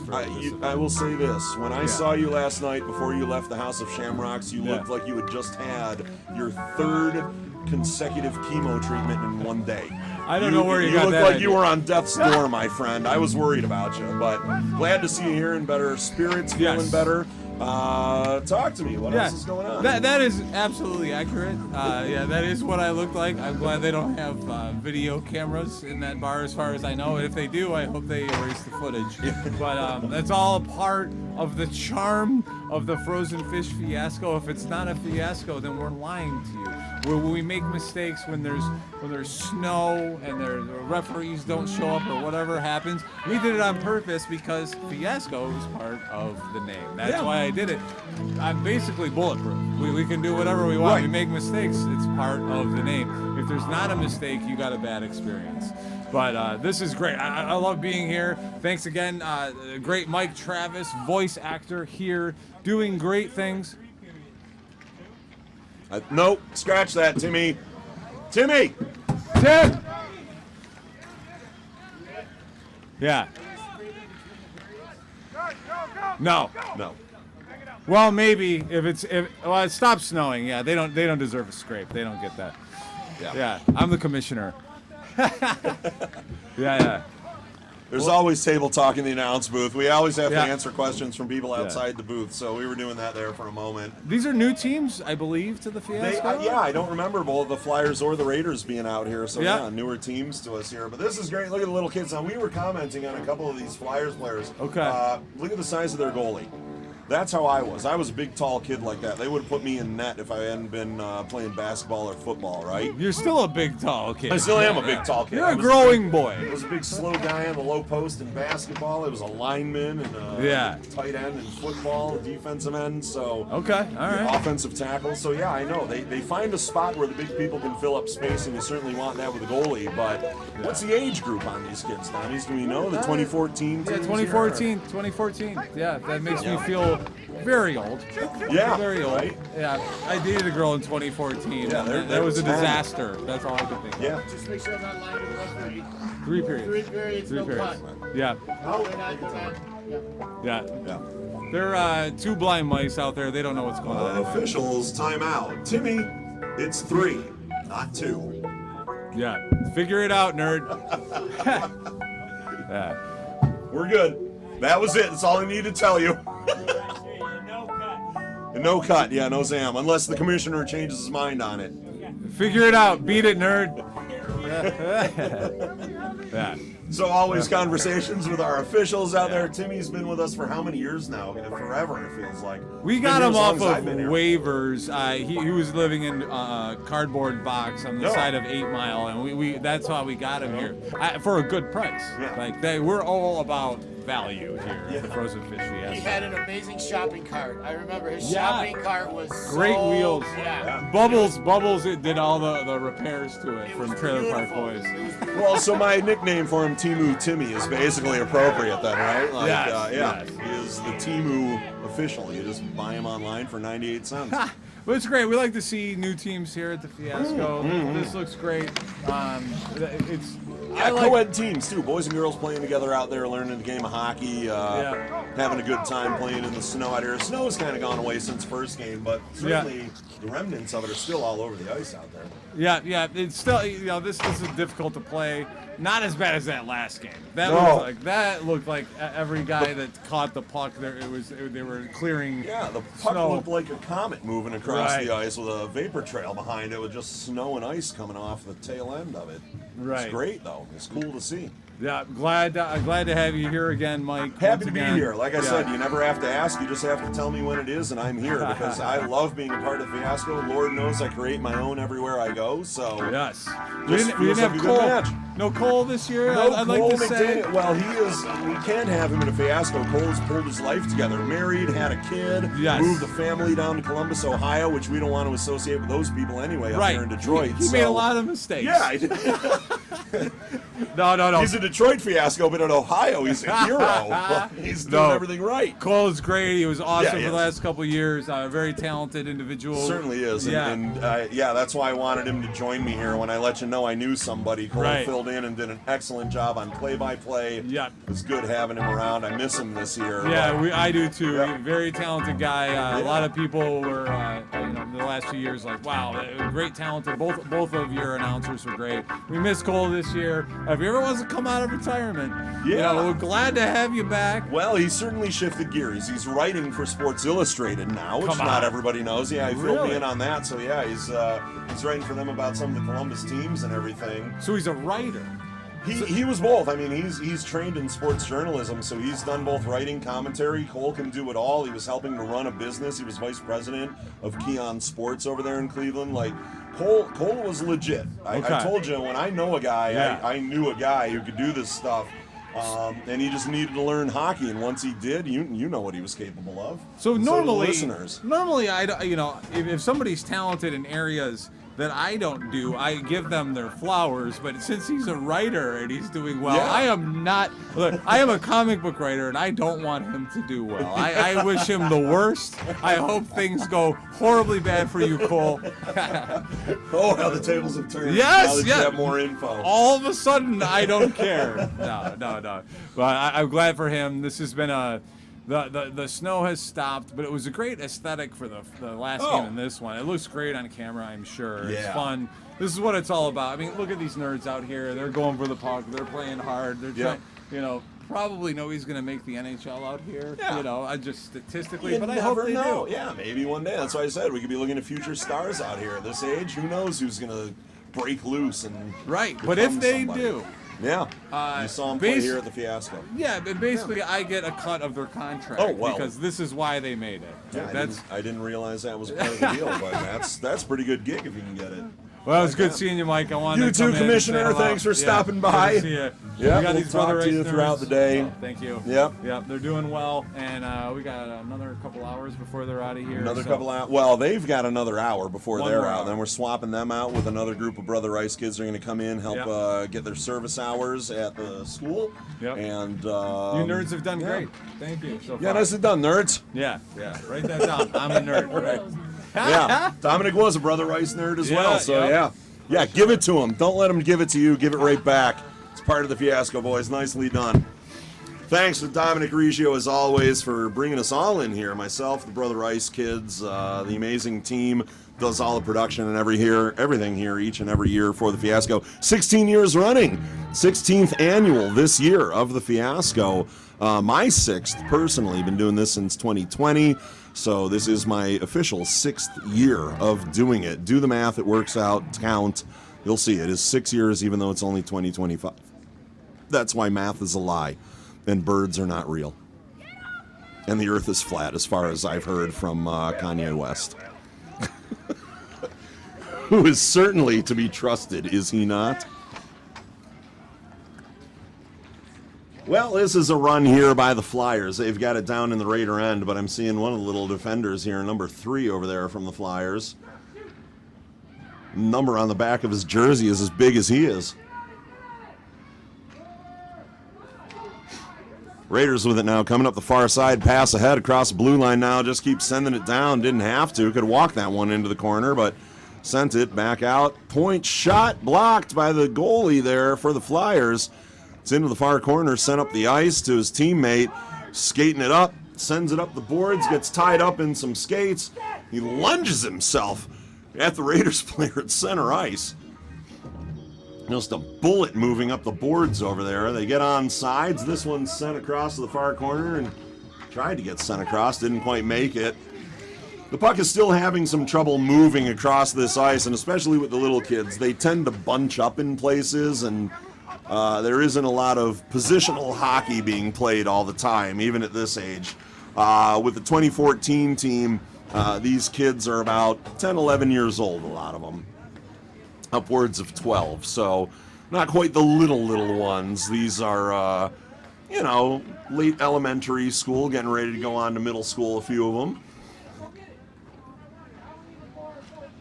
But they've sent it in where I can't see it again. Our photographer is back today taking the photos of these kids out there. So if I want to see what's going on at the Raiders shooting end, I would have to stand up. And frankly, I'm tired. And I don't want to. And I know that the Flyers bench might not be too happy about that. But I promise I'll make it up to them in the second period here when they're shooting at the other goal.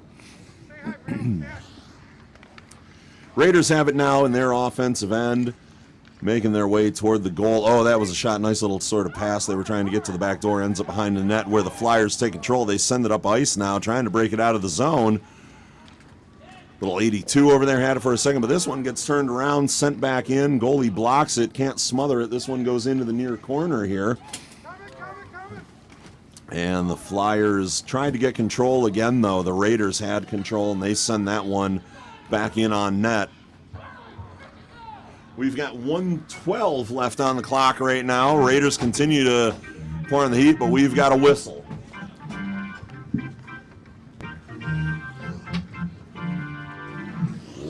Less than 1 minute remaining in the first period.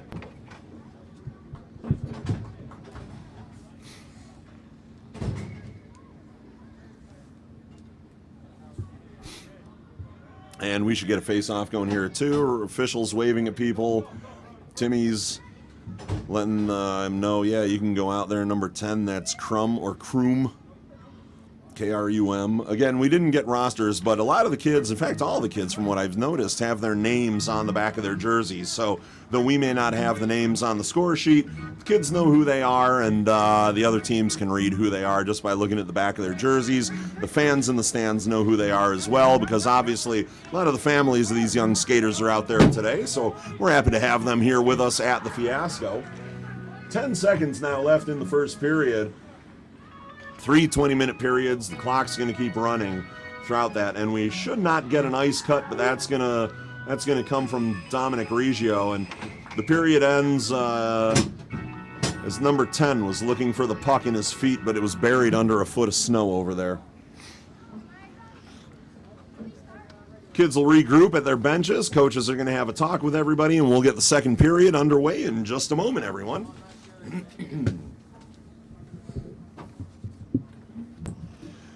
Fiasco fans, don't forget we are taking bribes for charity. If you'd like to have a special message said by me during the live stream of this game and here on the announce table, just please see Tony over there at the merchandise table in the tent by the entrance. It's only $10 to have your message read out to one of the little skaters out here on the ice for this game or during any of the games. Valentine's Day is less than a week or 2 weeks away, everybody, so send those messages of love to your special someone out there with my voice reading it. Think of how that's going to go and how much luckier you'll be to have me tell someone how much you love them in the sexy voice, letting them know, yeah, baby, you're the one.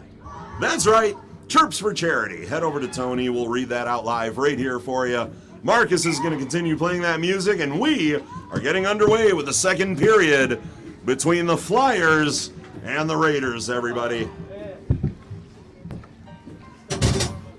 All right, a reminder to everybody listening to the live stream, if you're at the House of Shamrocks, well, by all means, continue to enjoy the food there. I went with the steak bites last night, and then I took home an order of mozzarella sticks and one of the gyros. I had a gyro. The biggest nerd in the stadium, now I love him, a.k.a. Dom. Okay, I will do a chirp. I think we're good. Are you good? Timmy over here.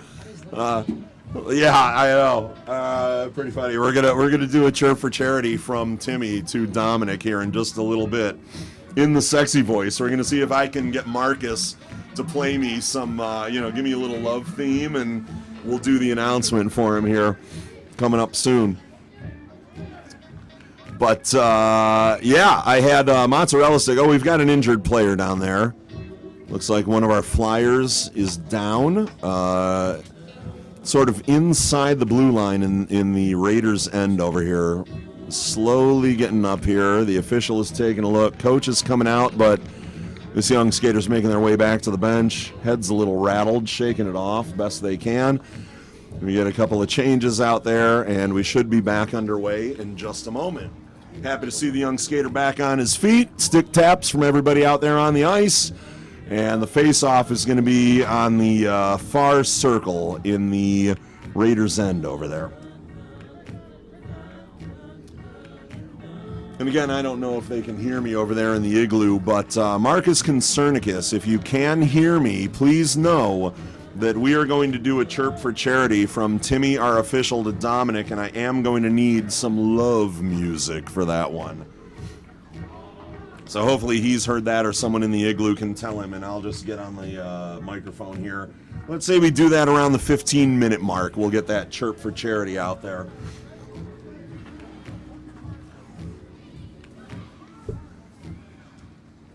Oh, wait, Marcus, if you can hear me, and we need some sexy music at around the 15-minute mark, we're going to do a chirp for charity about how much our official Timmy loves Dominic. All right, thank you, buddy. We're at 18 minutes right now, so 3 minutes from now we're going to do that chirp, all right? That has all been programmed. I hear the flourish and the acknowledgement from Marcus Concernicus, our organist, each and every year here at the Frozen Fish Fiasco. It sounds like happy birthday over there. But yeah, Marcus, an amazing artist in his own right, does both, hand-painted canvas pieces and everything else. He's an amazing musician. You've heard him playing the organ here. If you've been to the Fiasco before, comes and hangs out with all of us, tickles the keys back there, as it were. Provides music that these young skaters are out here playing to right now on an actual hockey organ here at a hockey rink. It's pretty cool. Adds to that sort of ambiance that you would expect to hear anytime you go to an old hockey game. Well, more lunges, more bodies being thrown around out there. I'm going to tell you, that kid over there on the far side of the ice looks like a 87, 90 something. I can't tell what these jerseys say on them. More jerseys tucked back into the pants on these kids. But he is just launching his body. He's going to be great at football. Trying to get the Flyers. The coaches are yelling, back check, as these kids are just waiting for an easy goal. 3 of them standing up there at the far blue line waiting for a pass to come through center ice. But no, the coach is like, get back, we need you, nerd. Come back here and play hockey. There we go, there's one broken loose. Start the play. Raiders have it now. They're coming in, though, and oh, that was a nice shot, but went wide, way wide. That went off the post. Oh, it did hit the post. Wow. We can't. It's so hard to tell from over here. We're getting weird angles all the time, but yeah. Raiders hit the post there. Oh, we're getting a scrum in front of that. This one's getting ugly, grabbing sticks up high in their helmets. Here comes Timmy. Well, Marcus Concernicus, we are 1 minute away from that chirp for charity. Get ready. So here we go. We've got the call coming from Timmy. 91 on the roof. And 7 on the cross check. All right, 91 roughing, 7 cross-checking. Offsetting penalties, we're still skating 5s. So 91 rough, 7 cross-check. Yeah. I mean, you're still putting 2 minutes up there, but... All right, let's sort out these penalties for everybody. The penalty to number 91 for the Raiders, 2 minutes for roughing. Penalty to number 7 for the Flyers, 2 minutes for cross-checking. The penalties are offsetting. Both teams are skating with 5. Players will be let out of the penalty box after their 2 minutes and a whistle. All right, Marcus Concernicus, play me some lovely music. It's time for our first chirp for charity. Oh, yeah. That's the kind of music I get to read my first chirp for charity on. A little bit of a love song from our organist, Marcus Concernicus. Because Timmy, our official on the far side of the ice from us, near side for you fans. Timmy wanted to tell commissioner of the Frozen Fish Fiasco, Dominic Reggio, Dominic, you big nerd, I love you. And that's what it is, everybody. $10 for a chirp for charity. Send those messages of love, those good-natured insults out to some of your favorite or least favorite players out there on the ice, or send those sweet messages of love to your favorite person here at the Fiasco. Thanks, Timmy, for picking that one up. Chirps for charity continue all weekend long, everyone. See Tony in the merchandise table. Just $10 to get your chirp read right here at the Frozen Fish Fiasco.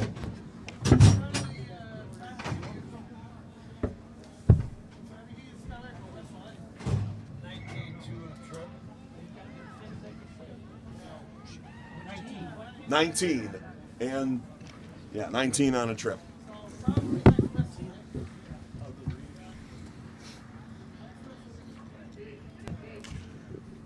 Raiders penalty to number 19, 2 minutes for tripping.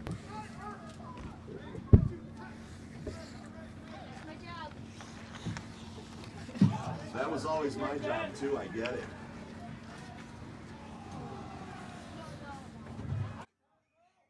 These guys are hysterical. He's throwing the arm up. He's playing referee.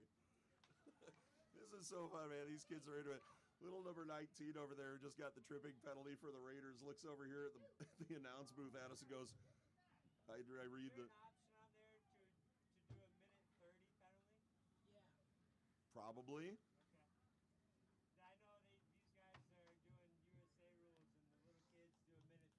Oh, okay. Yeah, no big deal. All right. We can keep it 2, but as soon Yeah. as they bitch at me, Did they say something? no. Oh, I okay. just want to be pragmatic. Yeah. I mean, whatever. So I said keep it 2. Yeah. But as soon as I say something, I'm going to have to come over here. And, That's fine. Yeah, thanks for letting us know, Timmy. Yeah, just give it a little Yeah. warning. Yeah, sounds good. So Timmy explaining the rules of USA Hockey for kids this age. Most of the time their penalties are only a minute and a half. We're going to keep it at 2 minutes, though, until somebody says something about it. And they're going to get used to it. They're going to be serving too many 2-minute penalties later in life anyway, some of these kids. Now, as I was saying, little number 19 over here, after I read his penalty out to the arena, he looks over and 19, 2 minutes for tripping. He looks over and he goes, yep, that's my job. And I'm like, that was always my job too, kid. Nicely done. 22 seconds left on the penalty here for number 19 with his tripping call. He's going to be out of the box here momentarily. Doesn't have to wait for the whistle. Once that one runs down, he's heading out to the ice or over to the bench.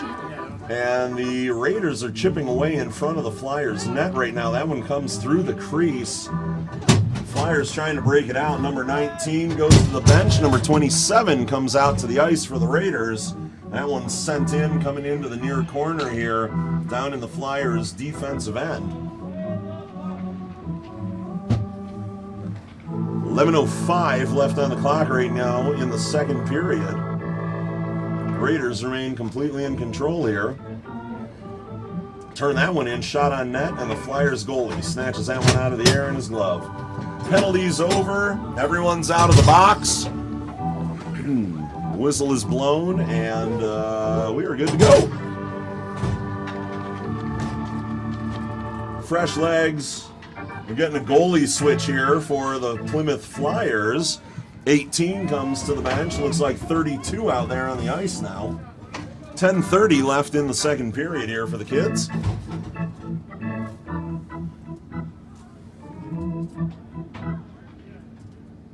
And there's the face-off. Won by the Raiders. Turned back out. Sent right back in on net. Kicked away to the near corner. Taking around behind the net. Flyers have it there. Try to send it up the ice. There is so much snow piling up along the dashers. It's hard for the puck to move along over there. That one gets turned in, sent in from the high slot. Getting through the snow, it was a little tough getting there. It sort of trickled that way. Turned away by the Flyers defenders. A lot of insanity there in front of the net. The defenders for the Flyers are certainly just really messing with the forwards down there, trying to stay in front of that, create the screen, wreak havoc there. A lot of pushing, a lot of shoving, a lot of stick positioning, looking for that opportunity, but the Flyers taking control, send this one up the ice. First one to its Raiders player, though. They turn, send it back up the boards on the far side. Here it goes. Here come the Flyers. Back check by the Flyers that time, certainly a whole lot better. They are getting back to the puck again. The coaches have had the conversations with the kids on the bench. Flyers bring it all the way up now. Raiders, 3 kids over there on that side of the ice, 1 puck, which means there are a lot of open bodies out there on the ice, kids.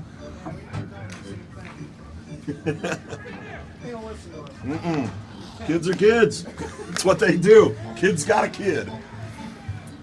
Yeah, it's one of the things I said at the top of the announce. Is like you're going to see a lot of kids all bunched up in one place, a lot of bodies in one place. Puck's not going to go anywhere, and the sticks are just going to fly. So That's kids' game. That's why we love watching them.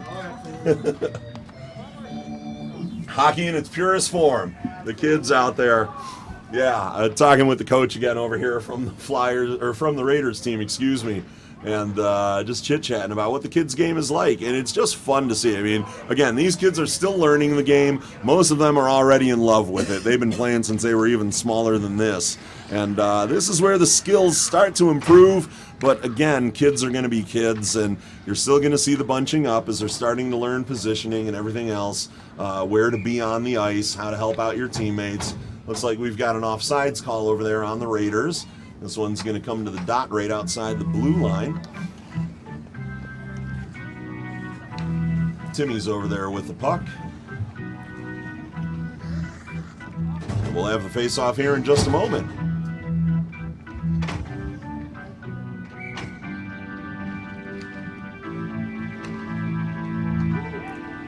Raiders won that one, but the Flyers end up coming away with the opportunity there. They get a shot on goal. Long shot on goal. Turn it back into the middle. Flyers player there. And all the defenders have come off of that player. This one goes toward the corner. It's held up a little bit up the far boards. And here we come up the near boards.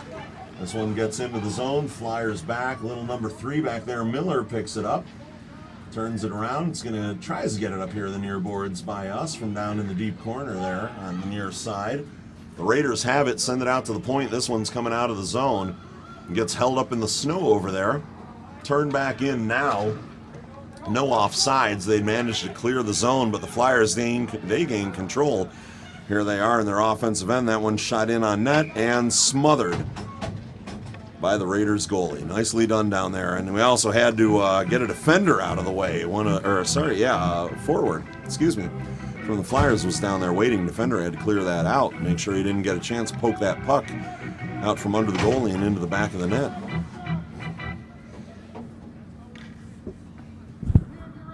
I can't remember the names of anybody. Like already, just 2 games in, it's been a long day. All right, 6 minutes remaining in this period. This one's coming all the way back down toward the Flyers' end behind the net. This kid's got wheels. He's skating quick out there, but gets picked up by the Raiders, sent into the middle, turned in from the high slot, finds the back of the net. Up on the top shelf, right where Mama hides the cookies, boys. That one is a Raiders goal. 2 up there on the board already. Let's see who got that one. We'll make the announcement, give them their flowers. Get ready. One of our officials will be coming over here in just a moment. They're trying to sort it out here, and we may just pick some arbitrary numbers for all we know. 55, 44, 55, 7, 44.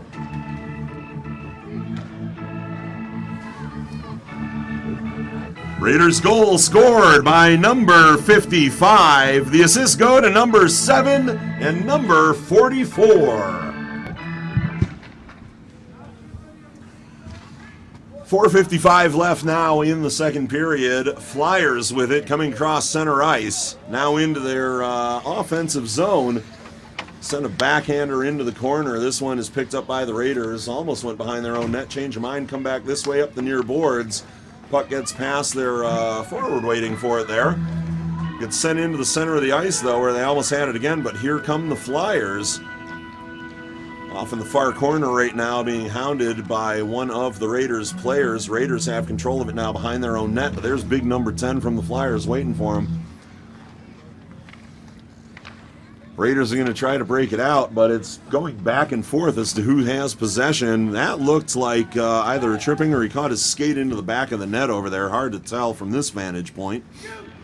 Flyers have it, told to shoot, takes that backhanded shot, not much on it, turned away.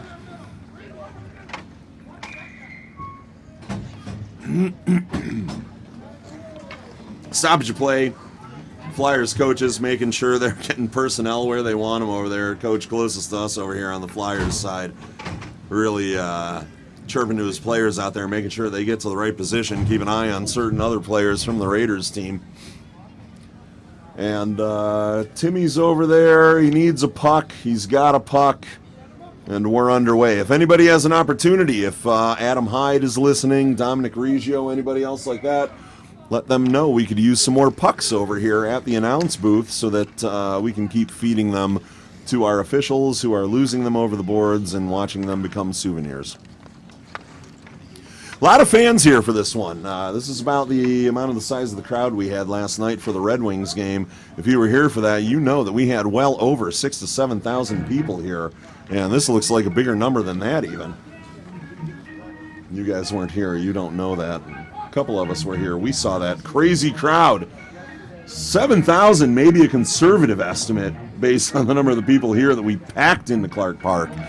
Barely room for them in the bleachers. Certainly lined up around the glass here, and feels like there's more of them today. You may not notice it if you're watching the live stream, but boy, do we pack them in here at Clark Park. Second assist on their goal. It went off my leg. But maybe we don't announce it. Maybe we don't. Maybe we do. Maybe it already went out because this is a live mic, Timmy. Well, sorry, buddy. Hey, it happens. Here come the Raiders trying to clean it up over here, get it out of the neutral zone, but the Flyers are there. Flyers have turned it up here. Looks like the energy on that Flyers side is certainly a bit higher. They're skating a bit faster. This one's sent in but turned away, but no. Gets past Raiders player. Breakaway here. Shot. Turned away. Nice job by the goalie. Stick taps for himself over there. Behind the net now with the Raiders. They're breaking it out of the zone. Skating through. 3 Flyers players behind him. 2 in front of him. It's a 4-on-2, but you know, with the little kids, again, they're still learning the fundamentals, passing, shooting, scoring, all of it. Not always the easiest thing. We got a 2-on-1 now as kids are bunching up, but that one doesn't make it across to the slot. Gets picked off by a Flyers player and sent out of the zone. Raiders gather it there, turn it back around in the neutral zone. They're getting ready to turn it inside, but a little pass ahead to oneself ends up being a bump. Breakaway the other way, and that one finds back in the net. Flyers player was just hanging out at the blue line. Puck comes across, makes it to him. He's got just himself against the goalie. He's patient. The goalie goes down. He puts it up over his shoulder into the top shelf. And that one is going to be a Flyers goal. Here comes the official call.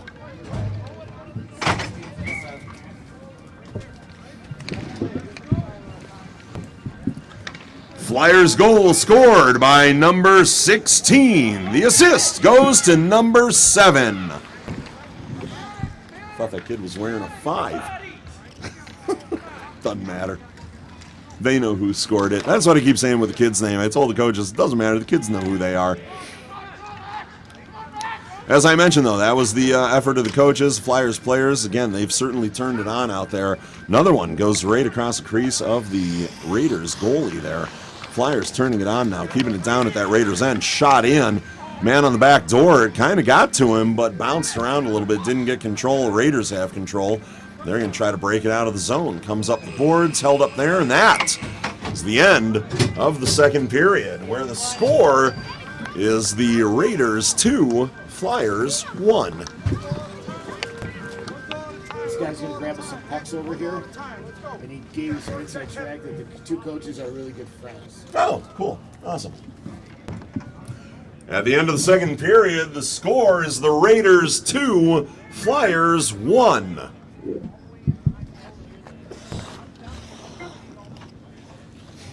All right. So, we're in intermission now. They're showing commercials. Nothing we say matters. This is when Marcus plays.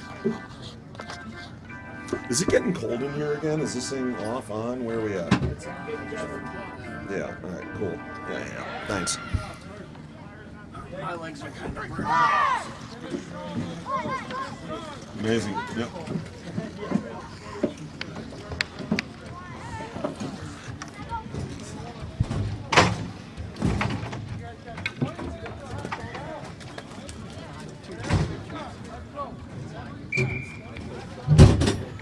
Yeah. That's what they're telling me, yeah.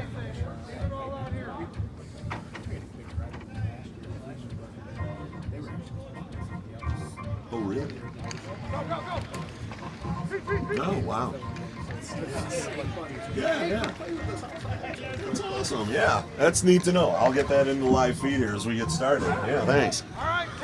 So one of the coaches over here from the Raiders that I've been talking to informed me that there was a coach from their team. They were actually supposed to play another team because they had moved up a division a year ago, but the coach from the Raiders side is actually very good friends, childhood friends, with the coach from the Flyers side. And when a team that was supposed to play the Raiders backed out of the Fiasco this year, one buddy asked another buddy if he'd bring his team to play against the Raiders. The Flyers, yeah.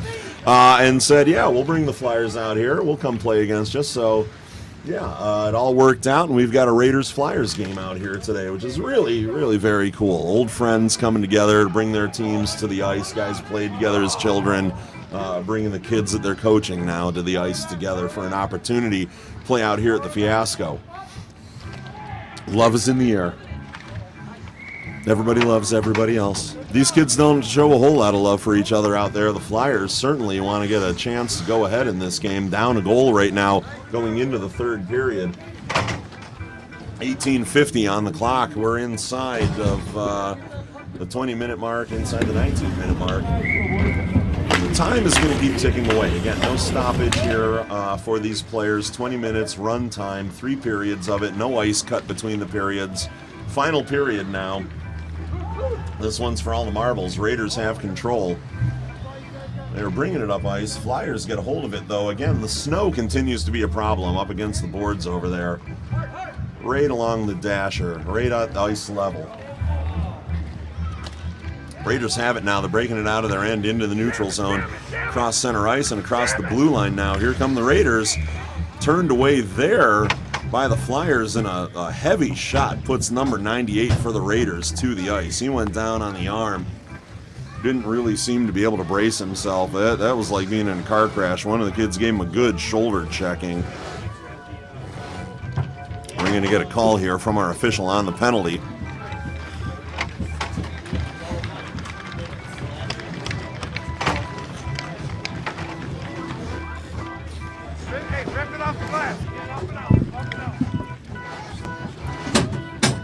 Yeah, slash and cross check. 2 minute double, or 4 minute. Going 4 or 2? 2 for slash, 2 for cross, 4 minutes. 2 double minors, 2 separate times. Right. Yeah. 4 minutes total. Yeah. Okay. Can I just put 4 up there? Yeah. 4 up there. Good jump, Max. Straight through. Straight. It's a double minor. We've been doing the 2 minute in the box for it, so the refs are just giving that to us. Yeah.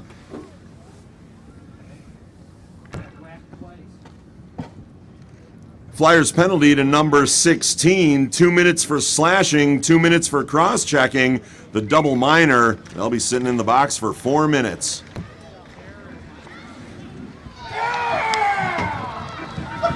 Well, one of the penalties is gone now, so now it's just 2, right? Yep, now down to 2, yep.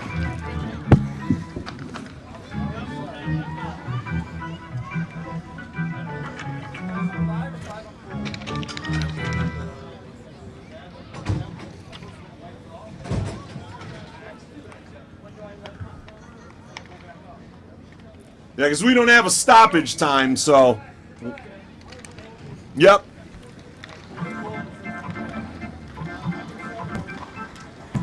Did we get a call? No, we didn't get a call. Yeah, he's trying to figure it out here. They're giving it the 7, it sounds like.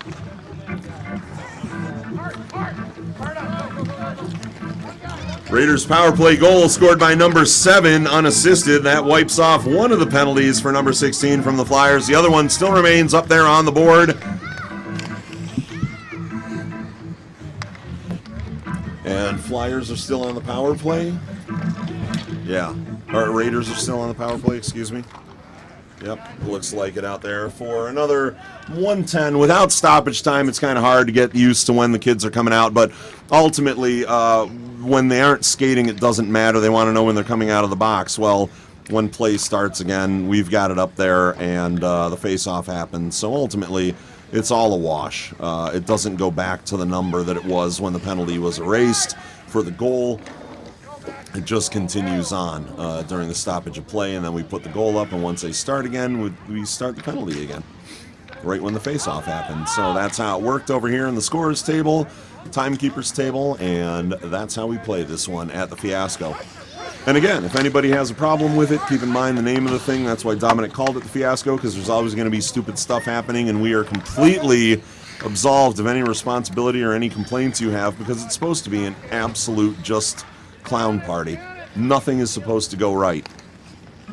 The fact that anything happens at all that's good or normal is a surprise to all of us here. That one, I believe, was stopped by the Flyers netminder. I'm getting a nod from my scorekeeper here. Face off over here at the near circles in the Flyers defensive end.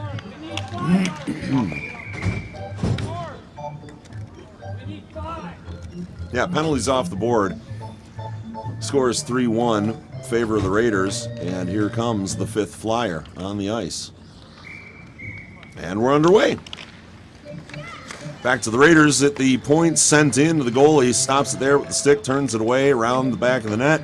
Coming up the far boards, Raiders get control again. Flyers have it now and just try to clear the zone. Launched it, couldn't get it out. Flyers have control. Turned back into the middle, turned back to the outside, turned back to the points, turned out by the Flyers into the neutral zone, cross center ice, cross the blue line. Here come the Flyers. Stick's being held up, sends it over to the player right alongside of him, takes a shot. That one goes a little wide, ends up behind the net. Puck's behind the net now for the Flyers. Raiders goalie down, has it smothered and covered over there, just like Waffle House hash browns. If only the Bear Claw beer truck had hash browns. Pat Malley from Malley Time yesterday would have eaten all of them.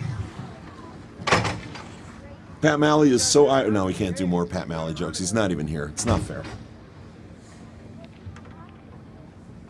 And we can't do jokes about the kids. That's not fair either. So we're just going to watch face-off. There it goes. Won by the Flyers. They turn it back here toward us near the blue line. Sent in. High slot, turned away there by the Raiders. Here come the Raiders. Center ice, pass it forward, across center, across the blue line now. 3-on-2, but the Flyers got it there. No, somehow that one still gets sent in toward the Flyers goalie. Raiders in control, though, as it misses the net. Comes around the near side up against the boards over here. The battle continues. Looks like a Flyers player had it there for a moment. We'll have to see where the puck ends up. The fight still continues over here on the near boards. It comes out into the middle. Flyers have it. One Flyer skating there. 3 Raiders back, though. Somehow it gets past everybody. Flyers player has it. Ends up doing the splits like David Lee Roth out there from Van Halen. And now we've got a 2-on-0, but, offside by the Raiders. Stops that one from being the breakaway it looked like.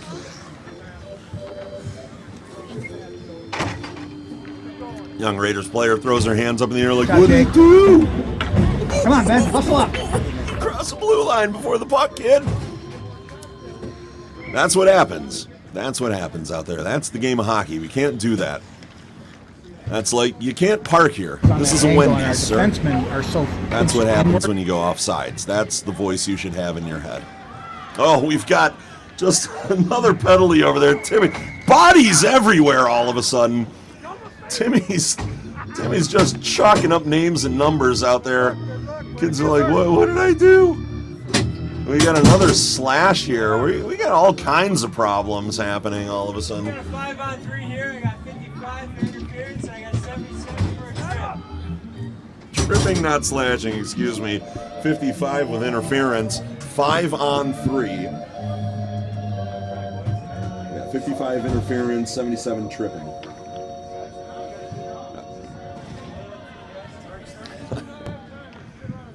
Raiders penalties to number 55, 2 minutes for interference. Also to number 77, 2 minutes for tripping. Advantage to the Flyers. They're going 5-on-3 out there on the power play.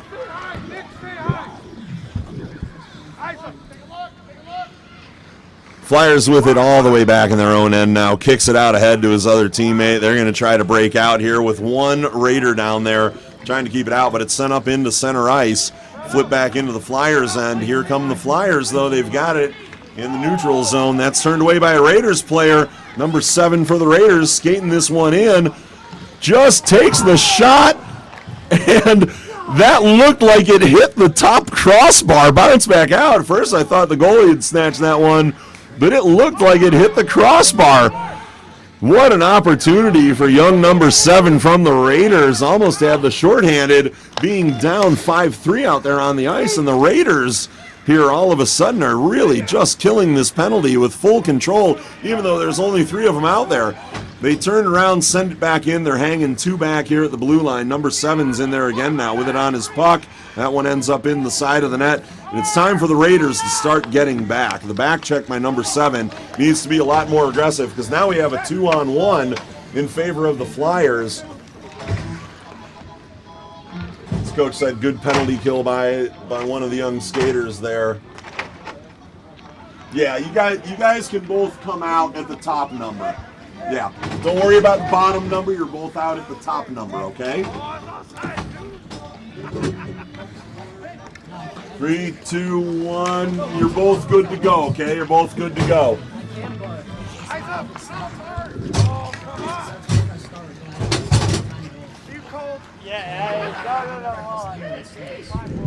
So we're making sure, just talking with our coaches over here in the penalty box to let them know when they can let both their skaters. They both came in at the same time, even though they didn't go up on the board at the same time, simply because of the logistics, trying to put 2 penalties up with a running clock.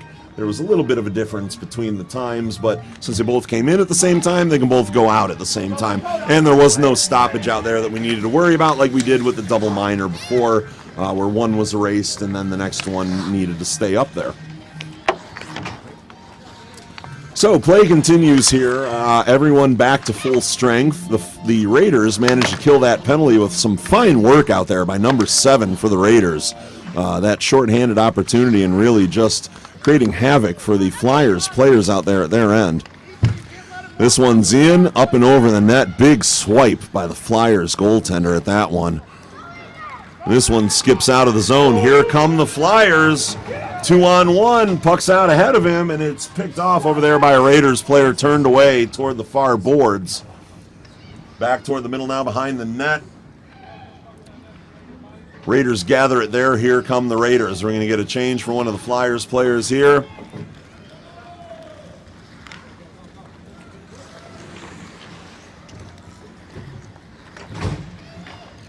This one's on the far boards.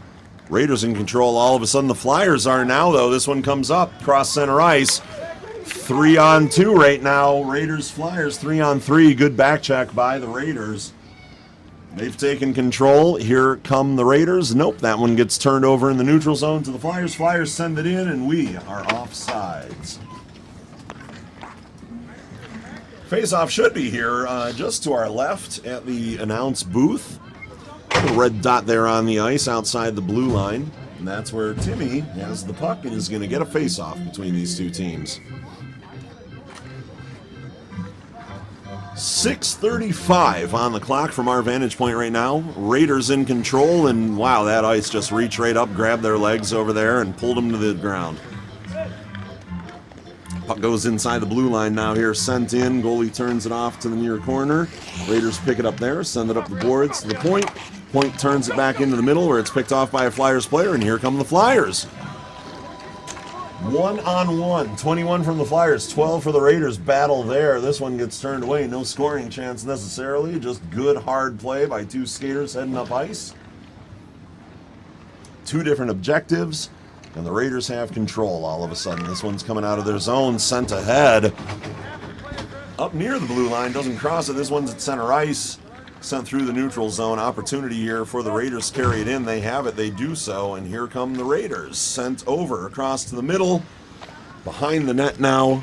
Raiders player has it. Almost nearly in front. Goalie's down. Scrum is happening. And the goalie finds the puck and covers it. Face off in the far corner in the Flyers defensive end.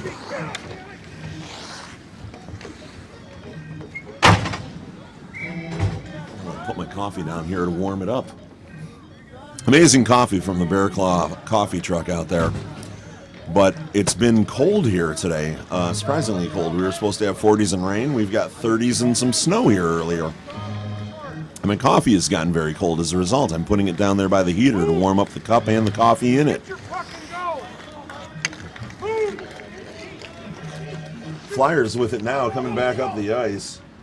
Little stick tap on it there by the Raiders player as he sent it in. It's near the left side of the net here from our vantage point. Takes a shot on goal, turned away by the Raiders goalie into the deep corner over here to our left. Coming up the boards. Action right here in front of us with the Flyers. Little number 3 Miller right there. Trying to stop that one, turn it back the other way. Not successful. Raiders fire it in. Goalie turns it around backside of the net. This one's still on the near boards. Flyers have it. They're coming back this way. They send it in deep. Puck's on an edge, rolling toward the net. Goalie turns that one off to the far side. Comes back over here to the near side. Those players manipulate the puck out there through the snow. Flyers putting on the pressure all of a sudden now. And they need to get a second goal up there to make this a more interesting game. But this one comes all the way back out to center ice where the Flyers turn it back in. 2-on-1 in favor of the Raiders there. Raiders get the numbers back. They've got control of it. They're taking it behind their own net where a Flyers player meets the Raiders defender there. This one's getting sent out, but the Flyers are really hounding the Raiders right now. The forechecking is intense. We've only got one Flyers player hanging back here right now, and here come the Raiders. But nice back check by number 3 Miller back there. Coming back on it. Well done, number 3. And all of the Flyers got back on that one, but here come the Raiders. We're going to see what happens. This one's here on the near corner, sent in. Goalie picks it up. It's in the glove. We're going to get a face-off. Flyers end near circle. 3:05 on the clock here in the third period. 3-1 lead right now for the Flyers, or excuse me, for the Raiders. Flyers looking to get a goal here. At least keep it interesting, but the Raiders turn one in on net, saved by the Flyers goalie. Flyers with it for a moment. Raiders get it behind the net, send it to the front, had a shot on goal. This one's right in front of the goalie on the ground. Flyers battling. Had a chance, did the Raiders. Goal was wide open, but a Flyers defender turns that one away again. That one, according to Timmy, made it across the goal line. And the Raiders add to their tally. 4-1 now. We'll get the official call here in a moment.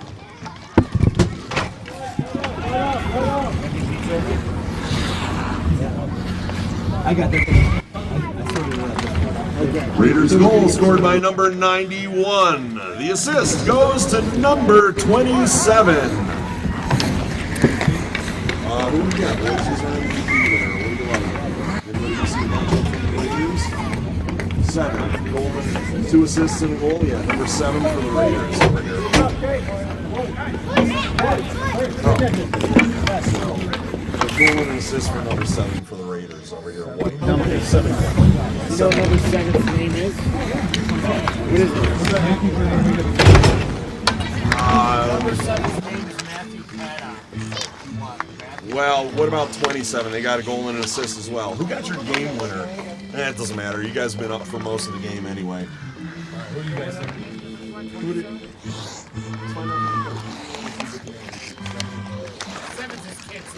Oh yeah, that's no fair. Nah, you know, hey, it's going to number 7. The coach has been awesome all day. We're giving it to his kid. You know his name? Matthew Paddock. Okay, so 7 on white. Paddock, Paddock, or yeah, 7 white. 7 white. Okay. All right. So same thing. You guys get that. You get the.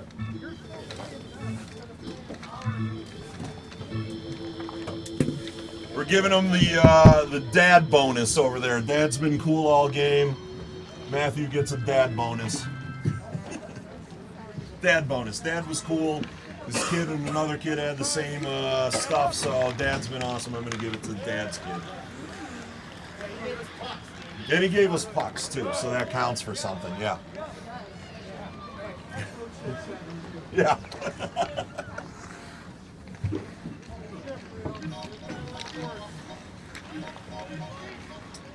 All right, this one's nearly over, everybody. 10 seconds left in this game. Raiders with control right now as we sort out our MVP. Apologies for not calling more at the end of the game. You can hear the Raiders counting this one down, and that's it. Game over. Raiders are your winners. Final score 4-1. At the end of the third period, the final score: Kensington Valley Raiders 4, Plymouth Flyers 1. All right, MVP time. Once we get the carpet out, we do the rest of this stuff.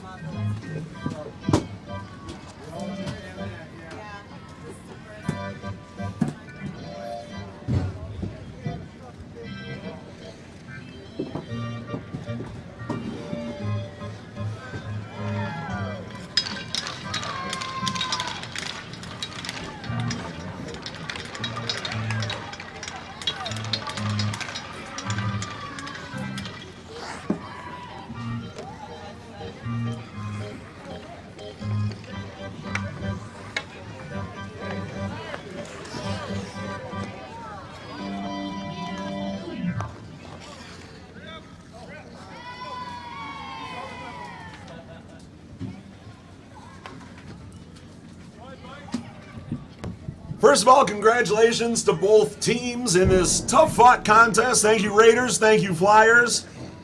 Our most valuable player of the game brought to you by Mess Bucket Comics. With a goal and an assist from the Raiders, number 7, Matthew Paddock.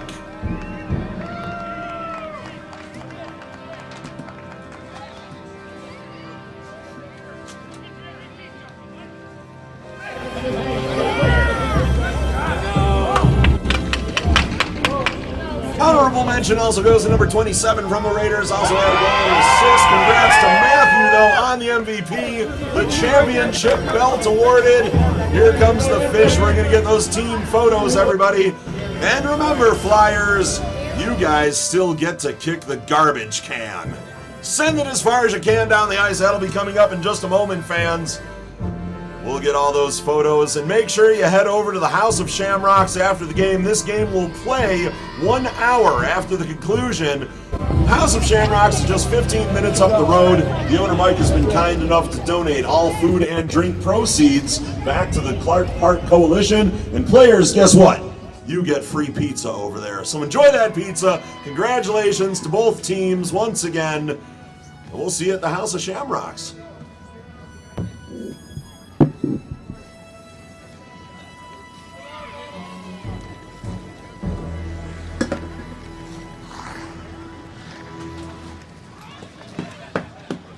All right, another one in the books. Yeah,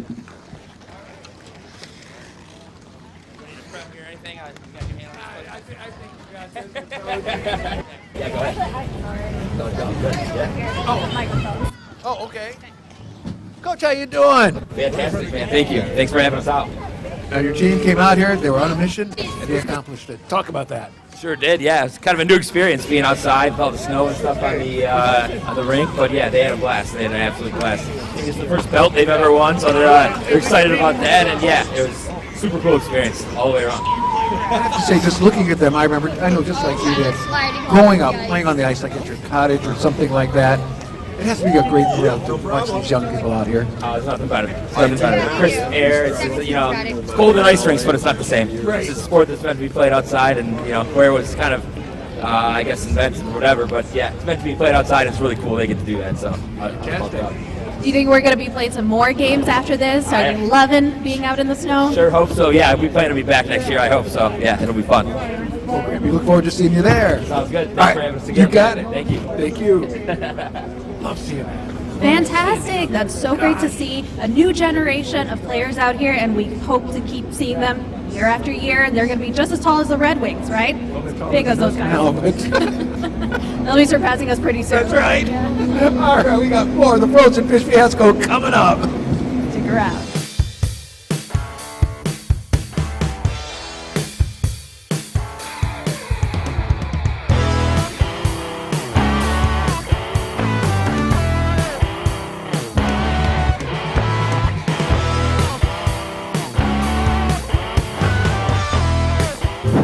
For 6 decades and counting, the historic Roman village, Cucina Italiano in Dearborn, Michigan, has worked hard preparing fresh, authentic Italian dishes including award-winning pizzas, calzones, lasagna, veal dishes, soups, and of course their famous fresh-baked bread.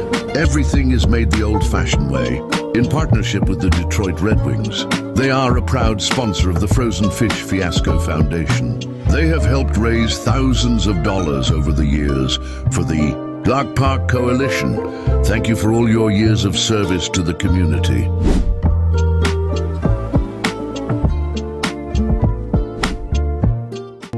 Getting up every morning to go out to do a hard day's work, that didn't just begin. We have been relentlessly weaving this fabric since 1938. And it hasn't been easy.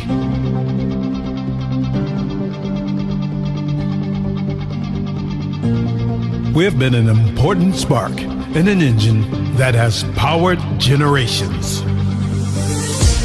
Today, UAW Local 600 spans 4 sectors. We have 45 autonomous units. There are over 30,000 active and retired members. And guess what? We make a difference in our communities too. UAW Local 600, a history to be proud of, a tradition to carry on. A Dream Limousine continues to be Metro Detroit's finest luxury transportation service. 734-542-6800. Offering late model luxury SUVs to brand new party buses that seat up to 34 passengers. 734-542-6800. Including the one-of-a-kind Escalade stretch with the exciting jet door. Call 734-542-6800. That's 734-542-6800. A Dream Limousine. Since 2012, Mess Bucket Comics has been an independent comic book publisher bringing you a variety of genres, ranging from superheroes to pro wrestling to sports-themed graphic novels like the following. The Arcane Awakening is a graphic novel trilogy where God's army, the Ministry, and Lucifer's army, the Demonic Blight, battle each other one last time for Earth and humanity, winner take all. Mojo, a popular general of the Ministry, is a descendant of Jim Morrison and speaks in all lyrics by the Doors, while Ravager, a general of the Demonic Blight, is a cannibal demon that was inspired by the writer's ex-girlfriend. Donnybrook is a comic series about a semi-pro hockey league featuring real-life stories from former professional athletes. The fictional teams in the series are owned by 4-time Stanley Cup winner Darren McCarty, Major League Baseball all-star Brandon Inge, Hollywood actor from the Clerks movie franchise Brian O'Halloran, and pro wrestler Rowdy Roddy Piper. Rowdy Roddy Piper, the Kilted Avenger, is a 54-page graphic novel featuring WWE Hall of Famer Rowdy Roddy Piper as a talk show host by day and vigilante by night. Roddy fights off the evil Ruth S. Heel with the help of Hacksaw Jim Duggan, Mick Foley, Tony Schiavone, and many others. Finally, Darren McCarty, Life's a Grind, Enjoy My Truth, a 150-page graphic novel. Mess Bucket Comics dives into the highs and lows of Darren McCarty's exciting life story, as well as provide untold tales of the hockey legend. Get these books, exclusive signed merchandise, and up-to-date information at MessBucketComics.com, and follow us at Mess Bucket Comic on Facebook, Twitter, and Instagram. For 6 decades and counting, the historic Roman village, Cucina Italiano in Dearborn, Michigan, has worked hard preparing fresh, authentic Italian dishes including award-winning pizzas, calzones, lasagna, veal dishes, soups, and of course their famous fresh-baked bread. Everything is made the old-fashioned way, in partnership with the Detroit Red Wings. They are a proud sponsor of the Frozen Fish Fiasco Foundation. They have helped raise thousands of dollars over the years for the Clark Park Coalition. Thank you for all your years of service to the community.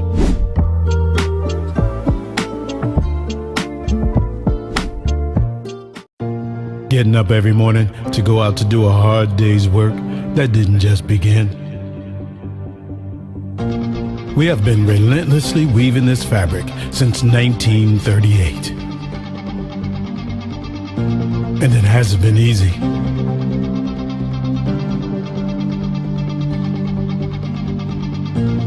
We have been an important spark in an engine that has powered generations.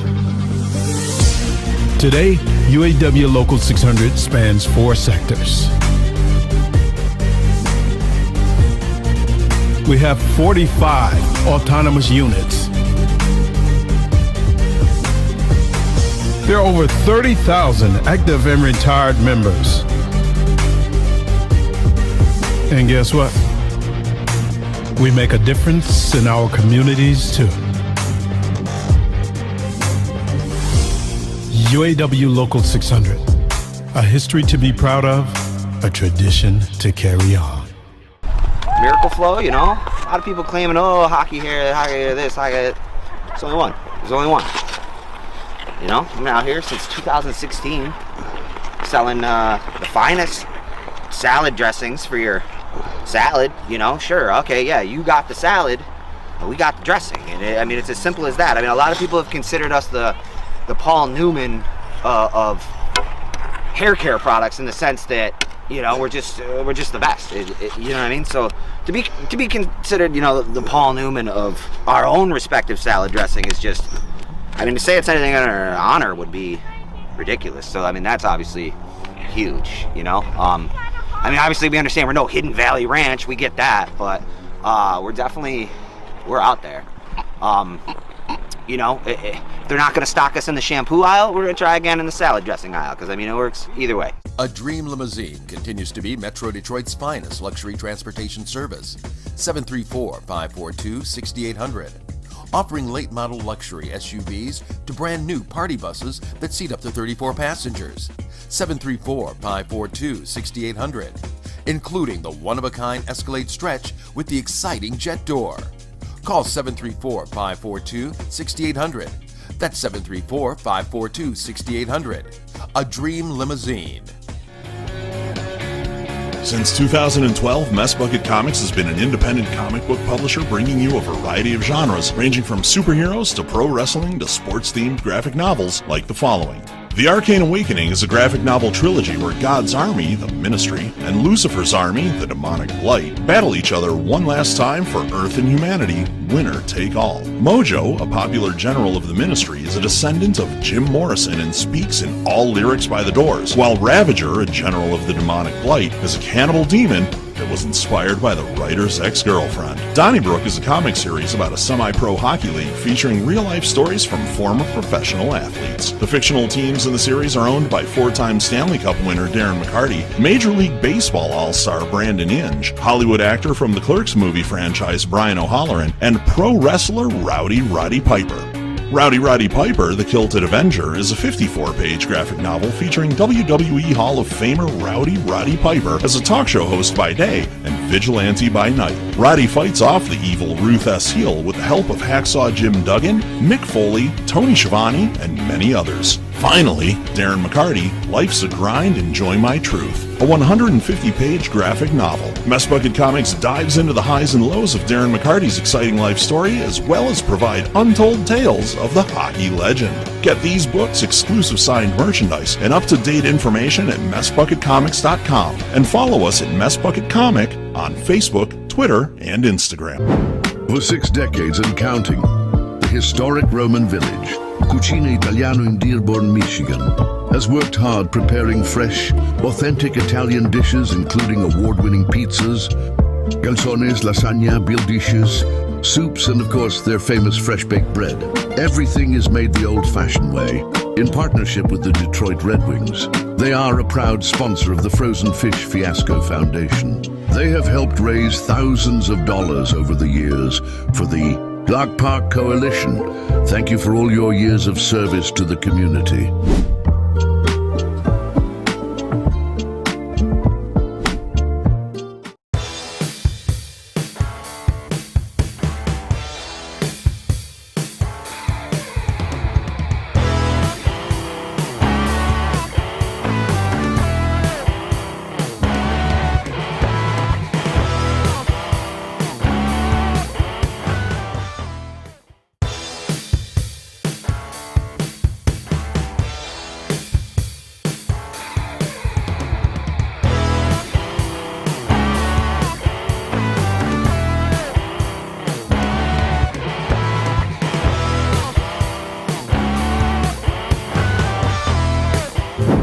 For 6 decades and counting, the historic Roman village, Cucina Italiano in Dearborn, Michigan, has worked hard preparing fresh, authentic Italian dishes including award-winning pizzas, calzones, lasagna, veal dishes, soups, and of course their famous fresh-baked bread. Everything is made the old-fashioned way, in partnership with the Detroit Red Wings. They are a proud sponsor of the Frozen Fish Fiasco Foundation. They have helped raise thousands of dollars over the years for the Clark Park Coalition. Thank you for all your years of service to the community.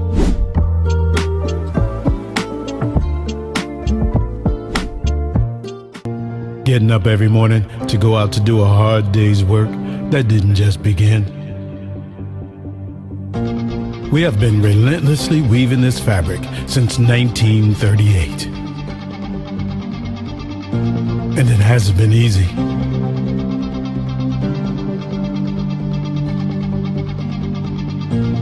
We have been an important spark in an engine that has powered generations. Today, UAW Local 600 spans 4 sectors. We have 45 autonomous units. There are over 30,000 active and retired members. And guess what? We make a difference in our communities too. UAW Local 600, a history to be proud of, a tradition to carry on. A Dream Limousine continues to be Metro Detroit's finest luxury transportation service. 734-542-6800. Offering late model luxury SUVs to brand new party buses that seat up to 34 passengers. 734-542-6800. Including the one-of-a-kind Escalade Stretch with the exciting jet door. Call 734-542-6800. That's 734-542-6800. A Dream Limousine. Since 2012, Mess Bucket Comics has been an independent comic book publisher bringing you a variety of genres, ranging from superheroes to pro wrestling to sports-themed graphic novels like the following. The Arcane Awakening is a graphic novel trilogy where God's army, the Ministry, and Lucifer's army, the Demonic Blight, battle each other one last time for Earth and humanity, winner take all. Mojo, a popular general of the Ministry, is a descendant of Jim Morrison and speaks in all lyrics by the Doors, while Ravager, a general of the Demonic Blight, is a cannibal demon that was inspired by the writer's ex-girlfriend. Donnybrook is a comic series about a semi-pro hockey league featuring real-life stories from former professional athletes. The fictional teams in the series are owned by 4-time Stanley Cup winner Darren McCarty, Major League Baseball all-star Brandon Inge, Hollywood actor from the Clerks movie franchise Brian O'Halloran, and pro wrestler Rowdy Roddy Piper. Rowdy Roddy Piper, the Kilted Avenger, is a 54-page graphic novel featuring WWE Hall of Famer Rowdy Roddy Piper as a talk show host by day and vigilante by night. Roddy fights off the evil Ruth S. Heel with the help of Hacksaw Jim Duggan, Mick Foley, Tony Schiavone, and many others. Finally, Darren McCarty, Life's a Grind, Enjoy My Truth, a 150-page graphic novel. Mess Bucket Comics dives into the highs and lows of Darren McCarty's exciting life story, as well as provide untold tales of the hockey legend. Get these books, exclusive signed merchandise, and up-to-date information at MessBucketComics.com, and follow us at Mess Bucket Comic on Facebook, Twitter, and Instagram. For 6 decades and counting, the historic Roman village, Cucina Italiano in Dearborn, Michigan, has worked hard preparing fresh, authentic Italian dishes including award-winning pizzas, calzones, lasagna, veal dishes, soups, and of course their famous fresh-baked bread. Everything is made the old-fashioned way, in partnership with the Detroit Red Wings. They are a proud sponsor of the Frozen Fish Fiasco Foundation. They have helped raise thousands of dollars over the years for the Clark Park Coalition. Thank you for all your years of service to the community.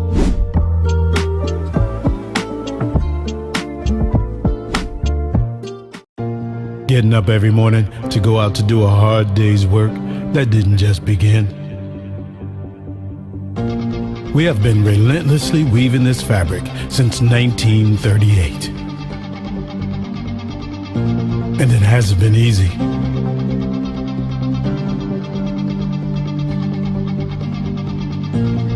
We have been an important spark in an engine that has powered generations. Today, UAW Local 600 spans 4 sectors.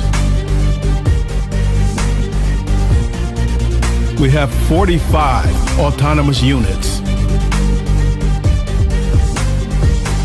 There are over 30,000 active and retired members.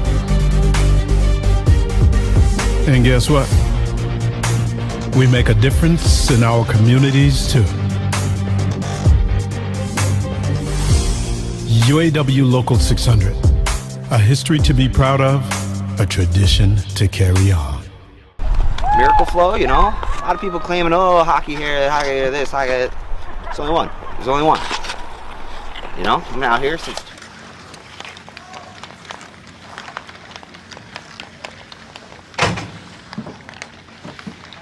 Alright, that's got that roster done for you. So we're all set. Yep. Thank you for letting me help out with that. Just to make sure you have what you need. Pen is yours. I have what I need. We are good to go. And these, did we get the Eagles ones in yet? Let me see. I don't know how these guys are playing. Mavericks, Sabres, Future Stars. So when this game comes up, when we get a break, you're going to want to write, do these numbers like I've been doing. If you can get them in numerical order, even though they're not here, try to put them in numerical order and then just check them off. Once you got the number in there on the sheet, if you mess it up a little bit, a couple of numbers are off, just go, hey, Mike, this guy should be up here, but he's at the bottom of the list. That way I know if I got to call that number, I'll know where to look for him. But in every other way, you're all set. Do you have Flame's last name on the Royal Oak? I don't know. Let's see. Royal Oak.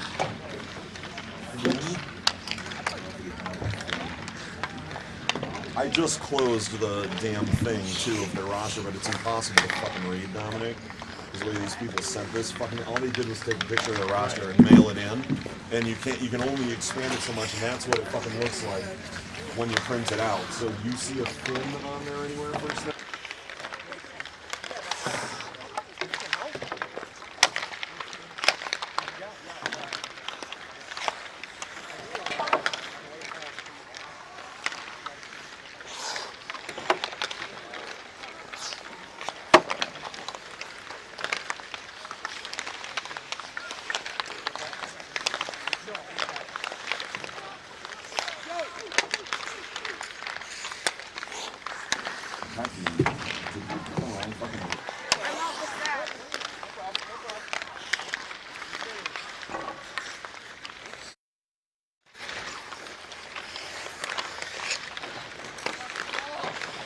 It's freezing right now. What? It's freezing.